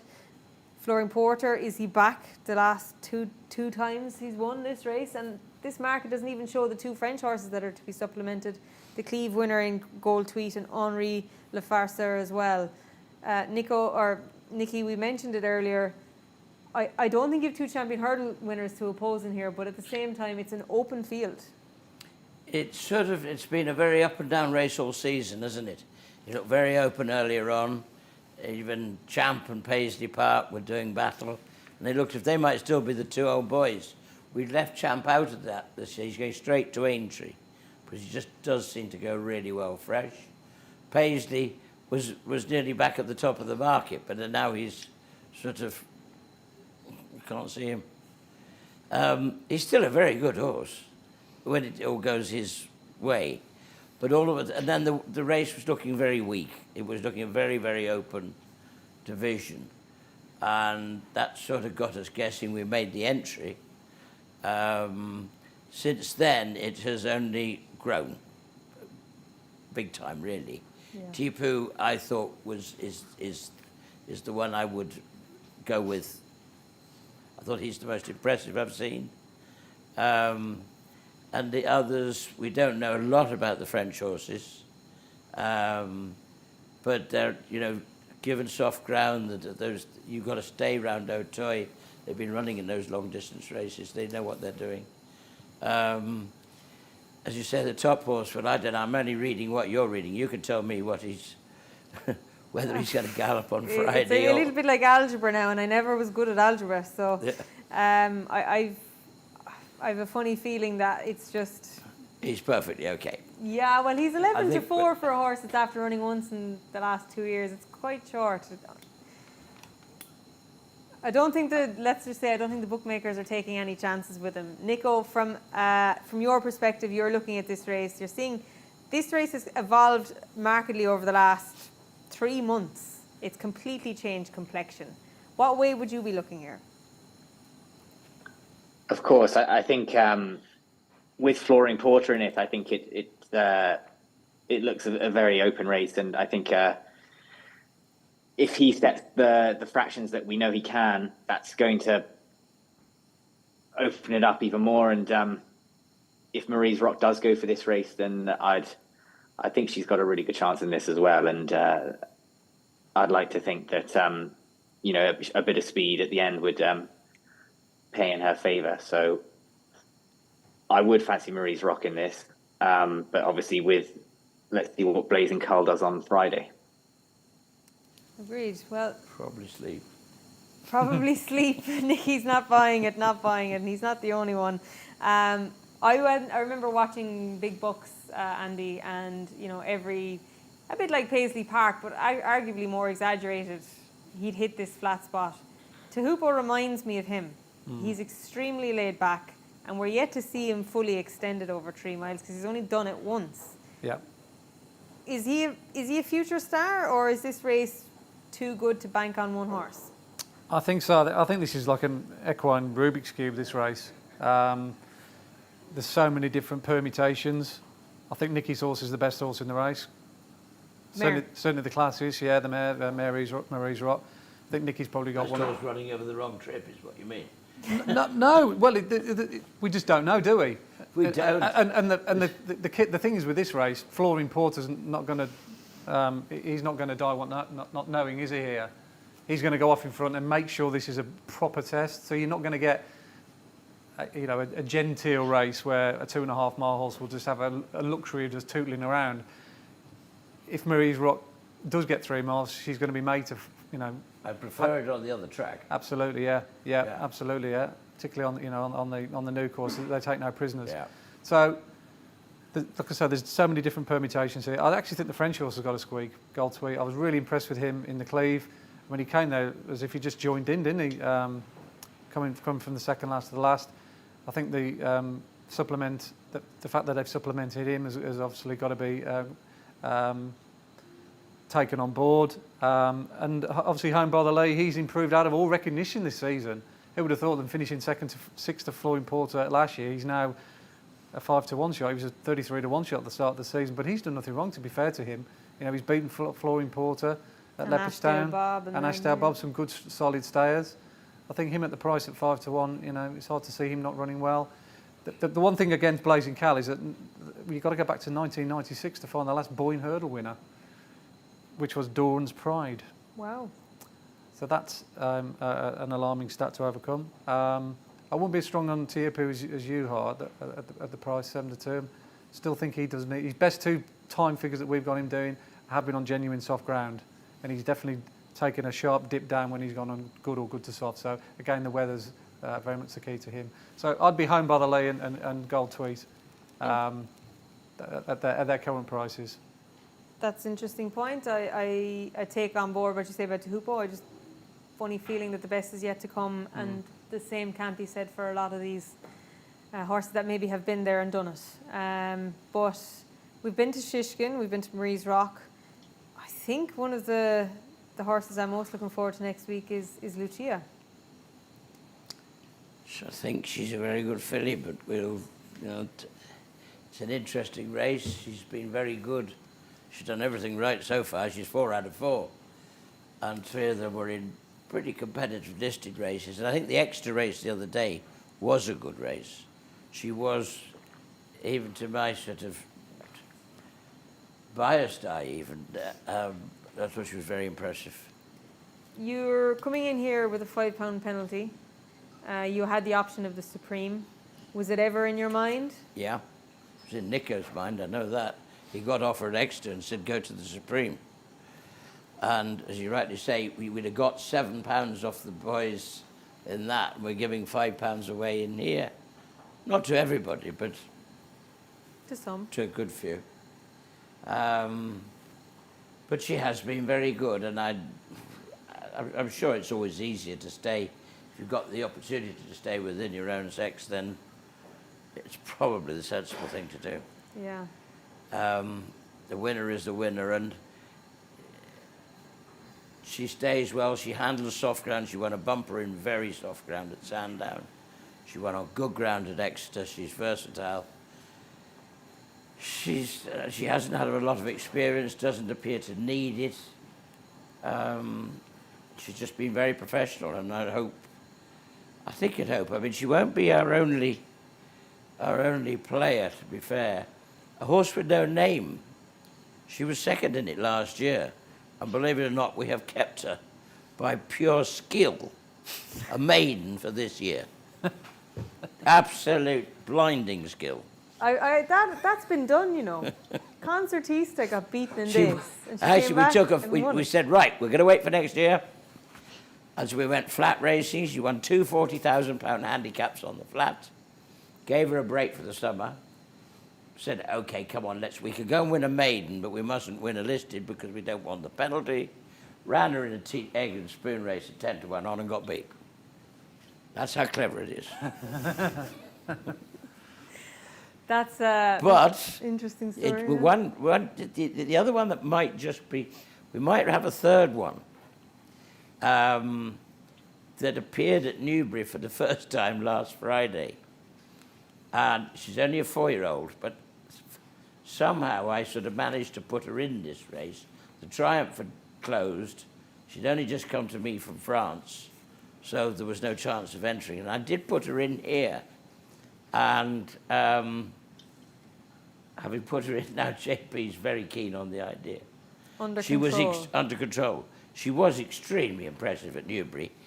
She did have a penalty, but I do not think it was a good race. But it was not a Newbury juvenile. It was not up to standard, but she was very impressive. I think he's quite keen for us to come and have a look-see. But she's only had 2 races in her life. I think it's probably asking a bit, but we'll see. The devil. She wouldn't be in Lucia's class. I can't see that. The devil lies within Seven Barrows for those 2 latter mentioned fillies, because Nico, Lucia has, she's flatbred. She looks like she's loads of speed, but she's been a natural since she went jumping. She has. I was seriously impressed with her after her listed bumper win at Sandown last year, and after that we decided that this was the main race to aim at. I did get off at Exeter and say go for the Supreme, just to sort of open up our options and just to see what everyone thought. I actually had a word with Ruby as well, and he was telling me about mares and the way they've gone in the Supreme. It never turns out in a good way, and it's best as a jockey to have your best horses in your weaker races. And so I think everyone's probably made the right call here with Lucia. I love her to bits, and I think she's a fabulous mare. But saying that, a horse with no name gave me a fantastic spin round there last year and just got beat by Love Envoy. And I was also very impressed with Under Control last week. So if Nico will, I presume, ride Lucia, who would be your deputies for the other 2? That I can't. I really can't tell you at the moment. No, because we don't know about Under Control, to be honest with you. At the moment, James Bowen can't ride because he's sadly broken his arm, but Sean Bowen is on standby not on standby, will ride a horse with no name unless anything happens to Lucia. Perfect. You've got 4 in the Pretemps. You've got a very good chance with a couple of these. I am a fan of Walking on Air, but there's a couple of them in here that are getting you smiling. Talk to me about them. Well, I think he's probably, he was good at Exeter the other day. I think 1 or 2 people thought that he'd got away quite lightly with £5, but that was his qualifier. He did actually have to finish in the first 4, but he won very well. Prior to that, Steel and March. We went out to qualify with him, and he was very impressive. And I'd like him. I have to say, Mill Green was third in it last year. He qualified nicely the other day, needing a run. And the other one is Captain Morgs. Captain Morgs. Knowing Morgan's a part of this team. He has got an awful lot of seconds in front of his name. But we went up to 3 miles to qualify at Cheltenham. He's thrown away a fair few races in his time. He put cheek pieces on. I think they helped him that day. They took a few hurdles out. Became a bit like a bending race. I think it entertained him. And he ran to the line. He's a quirky, talented customer that if things went right, he could easily find himself in the mix. So all 4 likely to run? Yeah, that's the plan. There are a couple more, but I've decided 4's enough. 4 is... Look, you have one good enough will be enough. But Nico, you're going to be playing all these horses around in your head as to which you'll ride. The helter-skelter of a big field handicap at Cheltenham doesn't suit every horse. What are you thinking in terms of what will suit which particular horse? Which race do you think will suit a certain horse in this? Oh, that's a big question, and they all go there, having had good preps, and it's a tough call to make really, because you can make a case for every single one of them.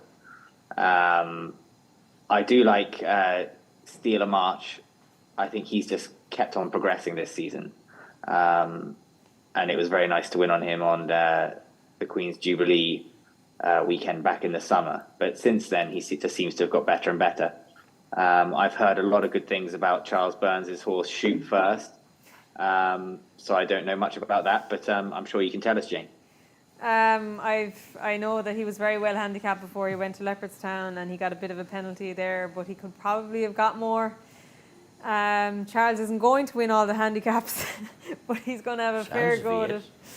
He's going to have a fair go at it. Andy, the Pertemps, the Plate, the Kimure, they're minefields, but they're punters' races. Can you give us a guide? I'm a big fan of Maxim, who won the Pertemps qualifier in Leopardstown. That has often been the race that throws up the winner of the final. Certainly in the last 5 or 6 years, and Gordon Elliott's become rather a dab hand at it. Sir de Burley twice, Delta Work as well, and they all came from the race in December. And the way that Maxim won that day, I just can't get it out of my mind, the way so easily he won.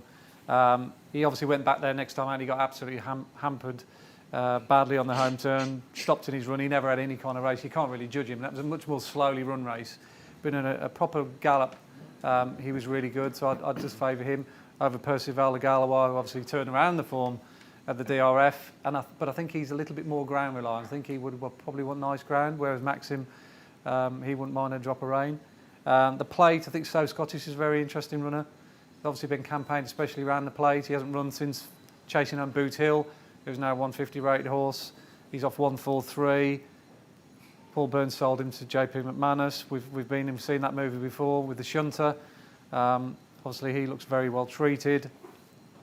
And Stumpstown, an Irish horse in the Kinmure. This He's is a a horse recurring that three a now. lot of Irish people are getting behind Stumptown. Barry Yeah. O'Neill's going to ride. He was very good at Sandown. He's Gavin Cromwell's potentially his best chance. Nicky, you've got Next Destination in there. Is he? You've got 2 entries. No, for he the Kinmure. won't. No, Emir Sacro probably is the only one we'll run in the Kinmure, yeah. Do you have a rider? I do, but I don't know his name. Okay. Good to know.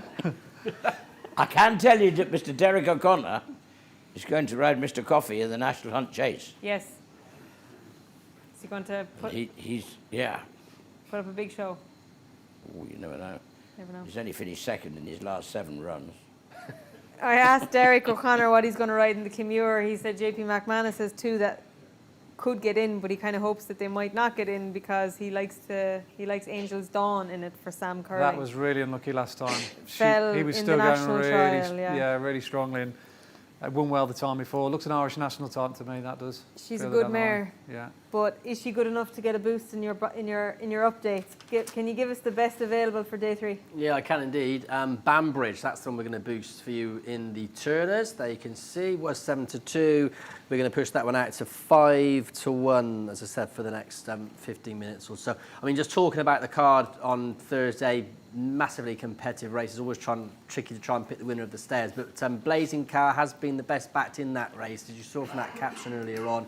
Clear 11-4 market lead now and sustained support for the Irish Raider. Just a couple of others to throw into the mix as well. In the plate, we just touched briefly on that one. Frero Bambo's been quite strong. Was 33-1 a month or two ago, now into 12-1, so strong support for that one. And in the Potemps, Walking on Air, that is the money horse, 7-1 from 9s, of course, that great mare, Refinement, of course, who also carried the same colours as Michael Table. So Walking on Air, one of 4 potential runners. Is it 4 or 5 in the Potemps for Nicky Henderson? But I think it was 4. Yeah, so Walking on Air, the money horse in the Potemps. And then there was one day left. We move on to the juveniles. That seems to be the French race because they're all imported. 6 of the last 8 winners have started their careers in France. You're not represented here, Nicky, so we won't dwell too long. I think this is coming back to Ireland. I think if Comfort Zone can beat Scriptwriter, then Comfort Zone would not get near Lossiemouth or indeed Blood Destiny. Lossiemouth had everything go wrong for her at the Dublin Racing Festival, Andy, and she still managed to run a huge race behind Gallimar. So is that the likely player, or has Blood Destiny shown you enough on his 2 runs today to merit being top of the market? Well, I think it was a double whammy, wasn't it, with Lossiemouth? A, they lost the race, and B, they gave her an over unnecessarily hard race in trying to get back to Gallimar. So that was a bit of a disaster, wasn't it, all round. Prior to then, she'd looked the best, certainly visually, but on the clock, Stabber Companion, Blood Destiny holds sway, according to our numbers. Courtesy of that victory at Fairy House, when he absolutely wiped the floor with Nuzrit. Nuzrit was beaten 18 lengths. He's come over to the Adonis and made fools of our horses, admittedly on better ground. I think Nuzrit's probably more ground dependent, so you'd probably be dangerous to go like for like and comparing Blood Destiny's victory over Nuzrit and Lossiemouth's victory over Nuzrit at the previous meeting. But I still think there's more to come from Blood Destiny. He's such a fast jumper as well. He's absolutely electric. He's definitely the quickest hurdler I've seen so far in the juvenile category this season. Added to that, his time for he could have run even quicker as well at Fairy House. He was eased down, and he made mincemeat of Sir Alan as well, first time out at Cork. So I think all the stars are aligning for him. Obviously, I've already backed him, so it's encouraging to see all the vibes coming out of the Willie Mullins camp, suggesting that maybe Blood Destiny is one as well. David Casey obviously is quite sweet on as well, which is great news. But I can back it up with pure numbers as well. I've got factual evidence that his time figure's better than Lossiemouth. So with the tip from the stable and the numbers suggesting Blood Destiny is better than the 2, I'm very much in the camp of him. Nicky, is it a 2-horse race? I've just been listening to the reason why that's going to win. I'm sticking with that. Well, I remember Judge and jury. standing at Cork on Hilliway Chase Day, the day Energamine actually made his seasonal comeback and everybody else was called off. All the racing around Britain and Ireland were called off, but Cork ran because they had heated air running through fans on the track all night. And Energamine ran and Blood Destiny won his maiden hurdle, and I wonder, is that going to be a huge coup for Cork? That's the triumph hurdle. I think Lossiemouth, you're in Blood Destiny's camp. I don't even know if Willie Mullins can split them. The Albert Bartlett wide open race, a lot of runners here. I'm in team 3-card Bragg. I think you need a real strong stayer. Nicky, you can be completely unbiased here because you're not represented. Have you been impressed by the likes of Embassy Gardens or Hidden Valley Lake or Sandor Cleggan? Let's be clear about it. 3-card Bragg, in fact, I think he was one of them that did stand out, actually. I mean, I haven't watched every race that there was from the WMRF.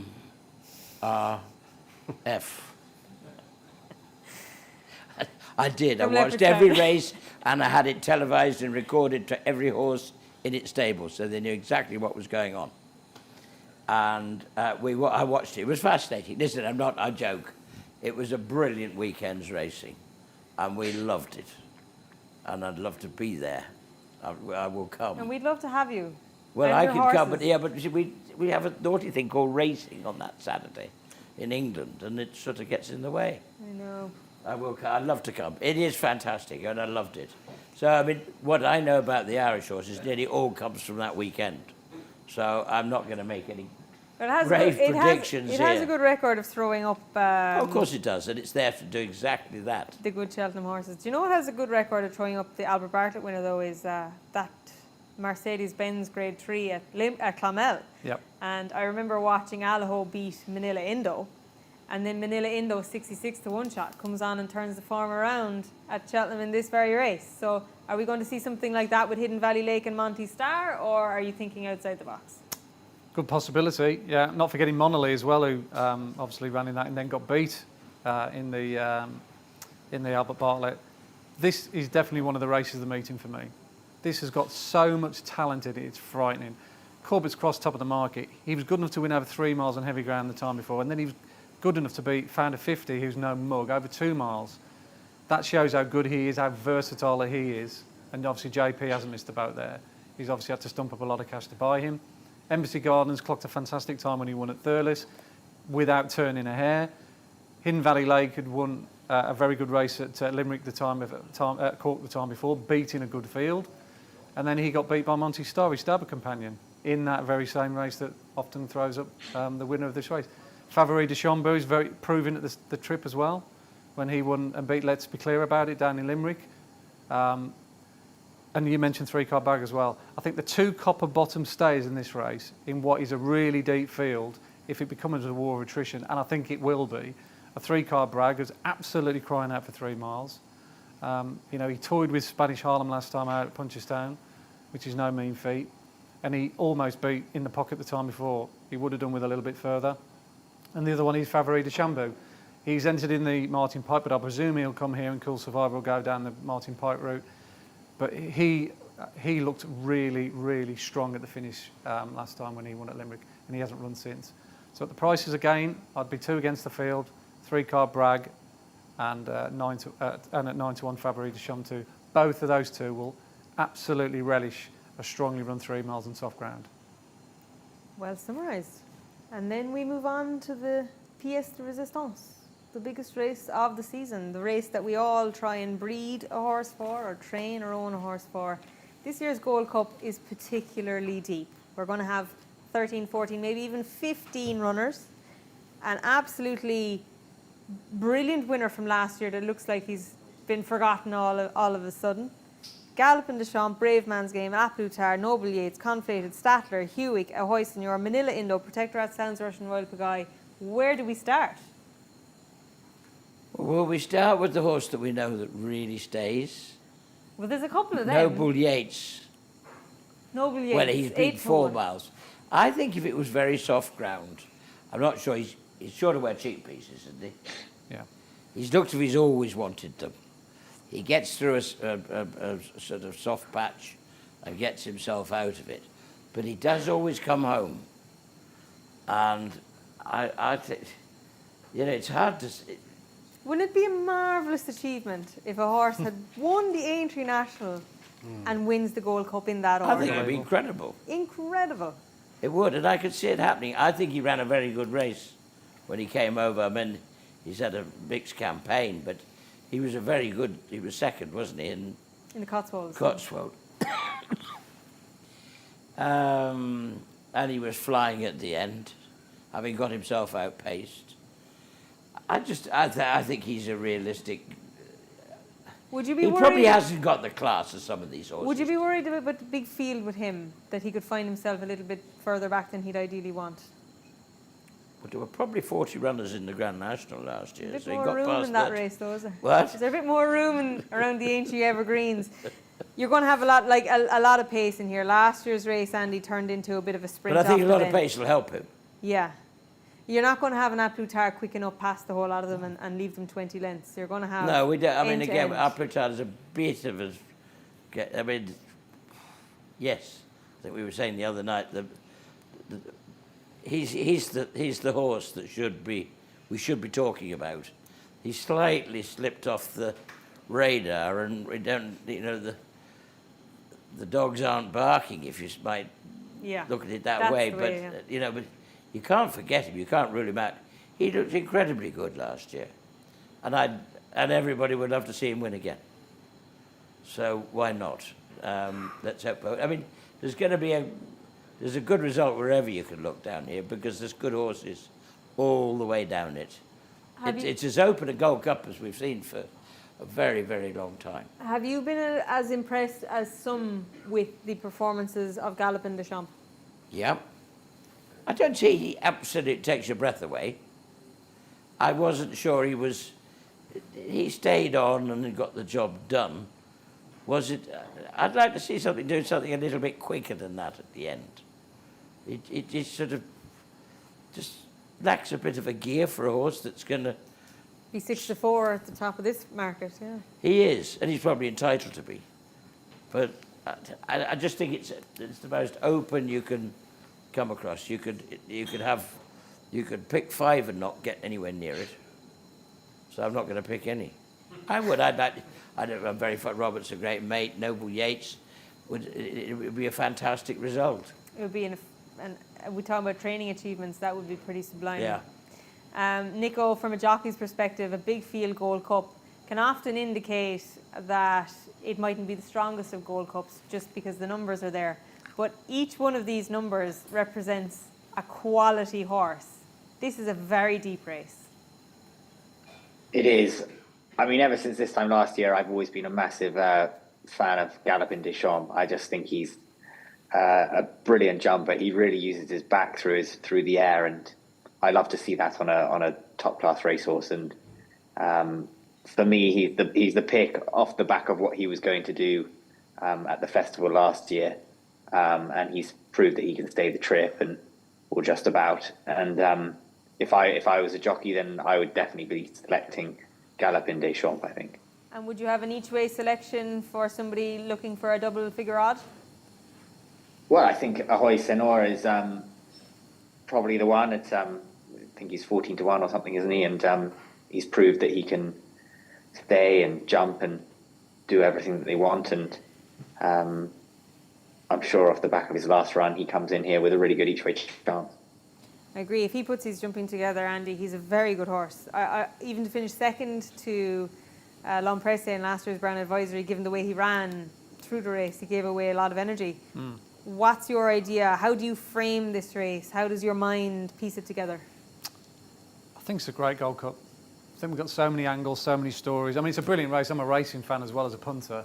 Probably a racing fan over being a punter. And I mean, it gives me chills every time I think about the Gold Cup. The Gold Cup is just amazing. The atmosphere is crackling. To train and win it must be, well, I can't imagine what it must feel like, and to be connected with a horse that wins this race. And I think it's going to be a worthy winner this year, because I don't think there's going to be any hiding place. They're going to go a good gallop. We've got Ahoy Senor in there. It'll certainly test Galopin Des Champs' mettle, whether he's going to get the trip or not. I've been quite impressed with him this season, in the sense he's become more of a relaxed commodity. He's less exuberant. They've kind of like got rid of that youthful exuberance that he showed last season. He clocked some fantastic times last year. He was unlucky, obviously, in the turners when he fell. He was about to, duff up Bob Ollinger, who obviously at the time was a top class What turned out horse. to be one of the worst races run Absolutely, at the Cheltenham Festival yeah. ever. It was a real shame the way that was an anticlimax. But his 2 runs this year have been brilliant. Very impressive in the Durham. Beat Fakir de Duris et al. And I thought he did what he had to do last time out. He was very strong at the finish. I've got nothing negative to say about Galopin Des Champs other than his price. He's 6 to skimpy, 4. isn't he? He's Yeah. fairly skimpy enough, yeah. And we are going to get a big field this year, an unusually big field and a deep field. There's not a lot of love going around for Brave Man's Game on the basis that everyone thinks he's a flat track bully, and Cheltenham might not necessarily be his track, but you can't But really... did he not run really well here in Ballymore? Exactly. He finished 3rd in the Ballymore. That's the only time he's ever run at the track, but he's a much better horse now, according to Paul Nichols. You can tell that by his performances subsequently. And I think he's a big player here. I mean, any horse that wins the King George, and it was a good King George this season, in a quick time, deserves more respect than he's getting. I'm going to throw one in at a really big price. I'm going for a bit of a Hail Mary here. I didn't realise you were religious. Well, the Cotswold Chase is a fascinating race. It contained Nicky's horse, Noble Yates, Protectorat, who had obviously beaten a Plutard in the Betfair. Ahoy Signor obviously came back to form. But I took the view that the horse to take out of that race was Sounds Russian, who's not getting many mentions by a lot of judges. But having watched that race probably more times than I watched any race so far this season, I came out of that race thinking he was the best horse out of those 4 on the day. The reason I think that is because he took the running up 1.5 miles from home. It's a long, long way out. Sean Quinn had a bit of a rush of blood to the head. He hadn't ridden the track many times, but he just went with Sounds Russian because normally he's a horse that races off behind the bridle. So at that point at the time, he was doing the right thing by the horse. But unfortunately, he paid for that late on, and that huge energy burst that he had in that 1.5 miles, he paid for that in the latter stages, and he was just outrun again by Ahoy Signor. But to be fair to him, he had Noble Yates and Protectorat in behind, and they had an easier passage through the race. They were ridden more conservatively, and yet they still didn't beat him. And I think the fact that Ruth Jefferson missed the opportunity to run that horse last week on the home soil for 59 grand, when it wasn't a particularly strong race, and roll the dice and run it in the Gold Cup when there's obviously more risks attached, I think tells us that Connections really do fancy his chances, and so do I. I think he's overpriced. I think you might even get a bigger price on the day, but he's a better horse than people are giving him credit for. So I think Sounds Russian is a big play here at 20-1. Interesting. Bigger outside the main group, Sounds Russian. I certainly think he'll outrun his odds, and if you bet 4 or 5 places on the day, like I think a lot of firms will, because I think there'll be 13, 14 we're all runners. guilty of getting preoccupied with the fancy names and the top horses, and the minute A Plus Tard comes into the ring, he's going to have a lot of eyes on him because everybody's just going to want to see how he's looking, because we haven't had sight nor sound of him since the Betfair Chase. We almost got a look at him at Christmas or the Dublin Racing Festival at Leopardstown, but he never got off the box. So I'm thinking this horse is rated 180. He's still only 9? Mm-hmm.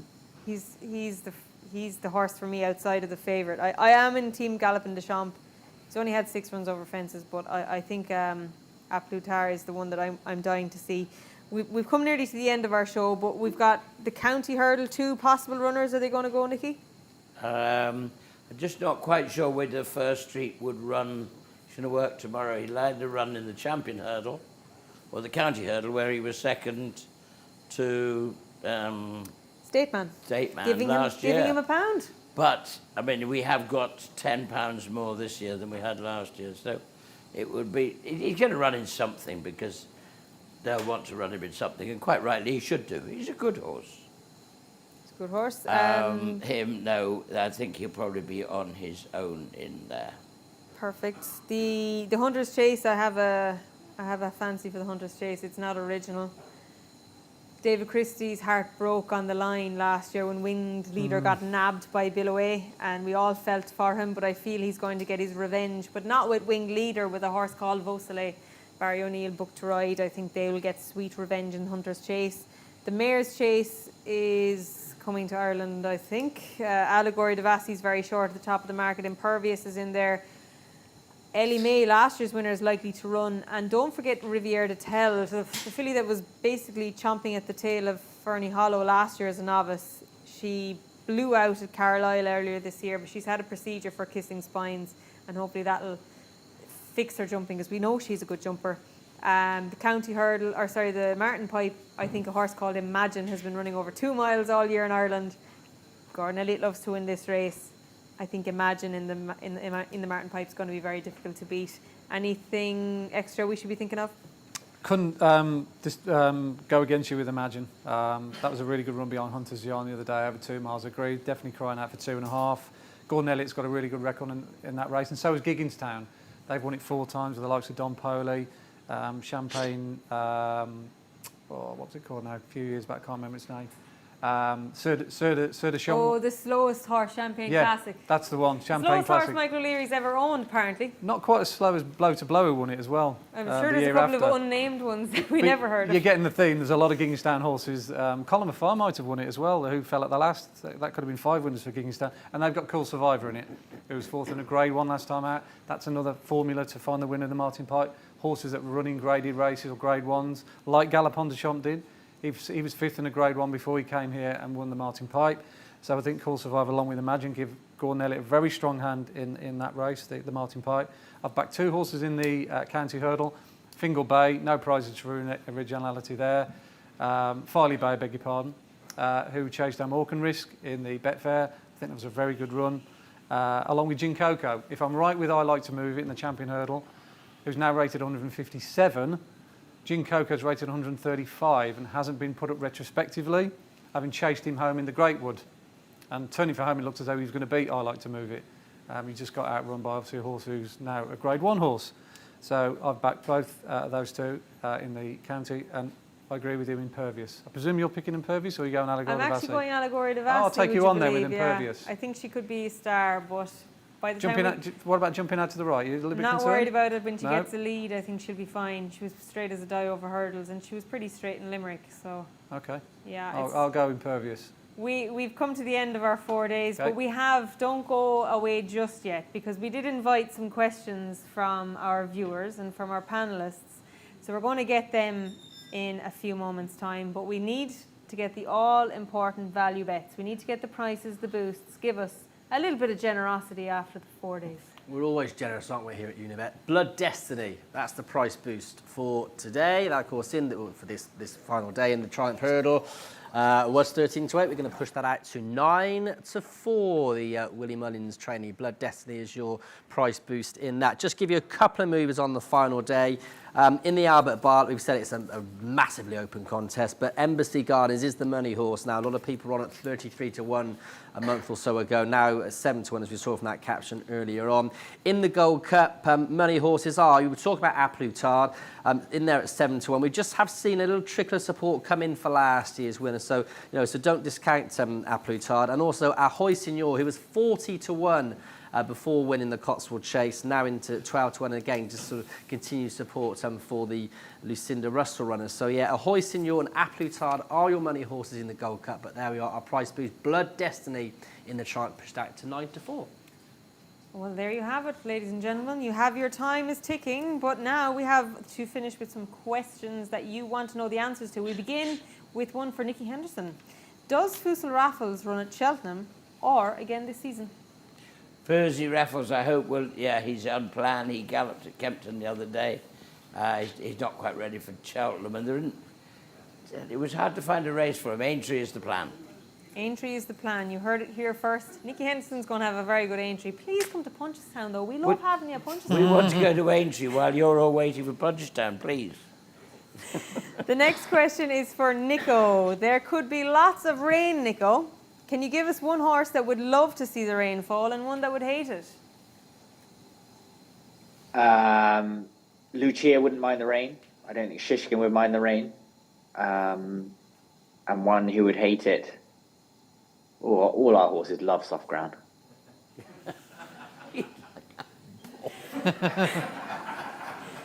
Noted. If the rain comes, Seven Barrows is going to win everything. Yeah.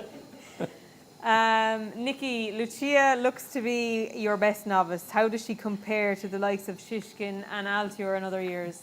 Well, I think that's what Nico said at Exeter the other day. He got off and said, Supreme. He said, you know what it takes to win one. I mean, he was referring to Altior and Shishkin.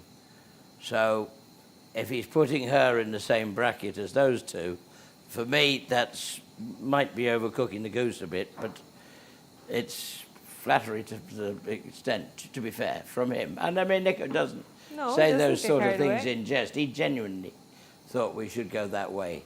But if she could win what we're going for, then we'll all be very happy bunnies. Perfect. Andy, the question is who will be top jockey, but if you say Paul Townend, you have to give me the next best.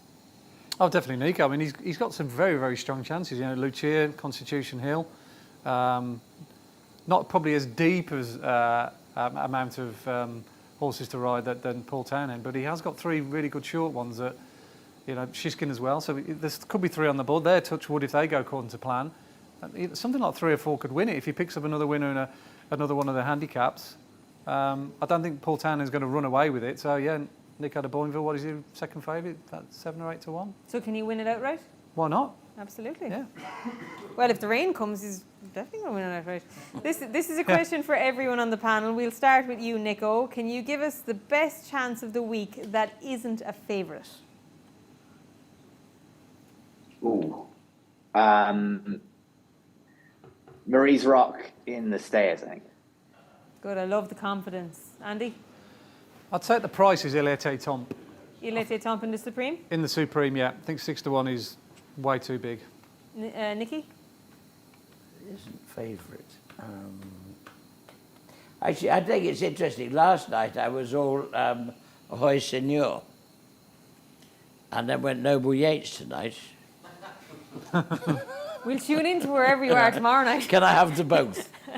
You can have whatever you want. You can Go on, I'll have whatever you those want. two. Yes, so we're going to Ahoy Seigneur Against and the Noble field. Yates in the Gold Against the Cup. A big field. field, to be fair. And I'm probably to Hoopo in the stairs, if I'm honest. So I'm going to go against Marie's Rock, and he's not favourite. Andy, give us an each-way double.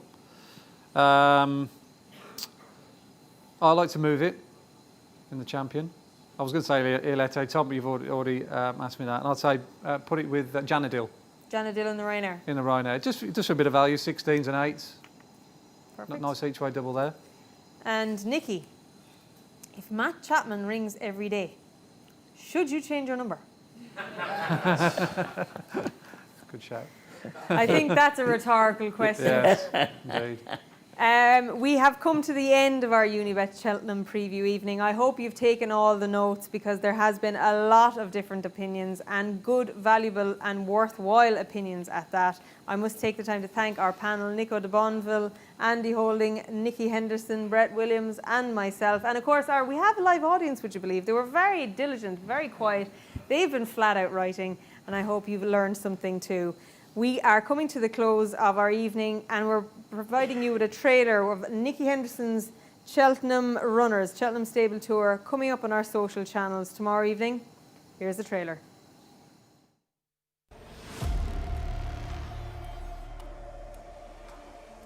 You could really tell a long way out. This was working.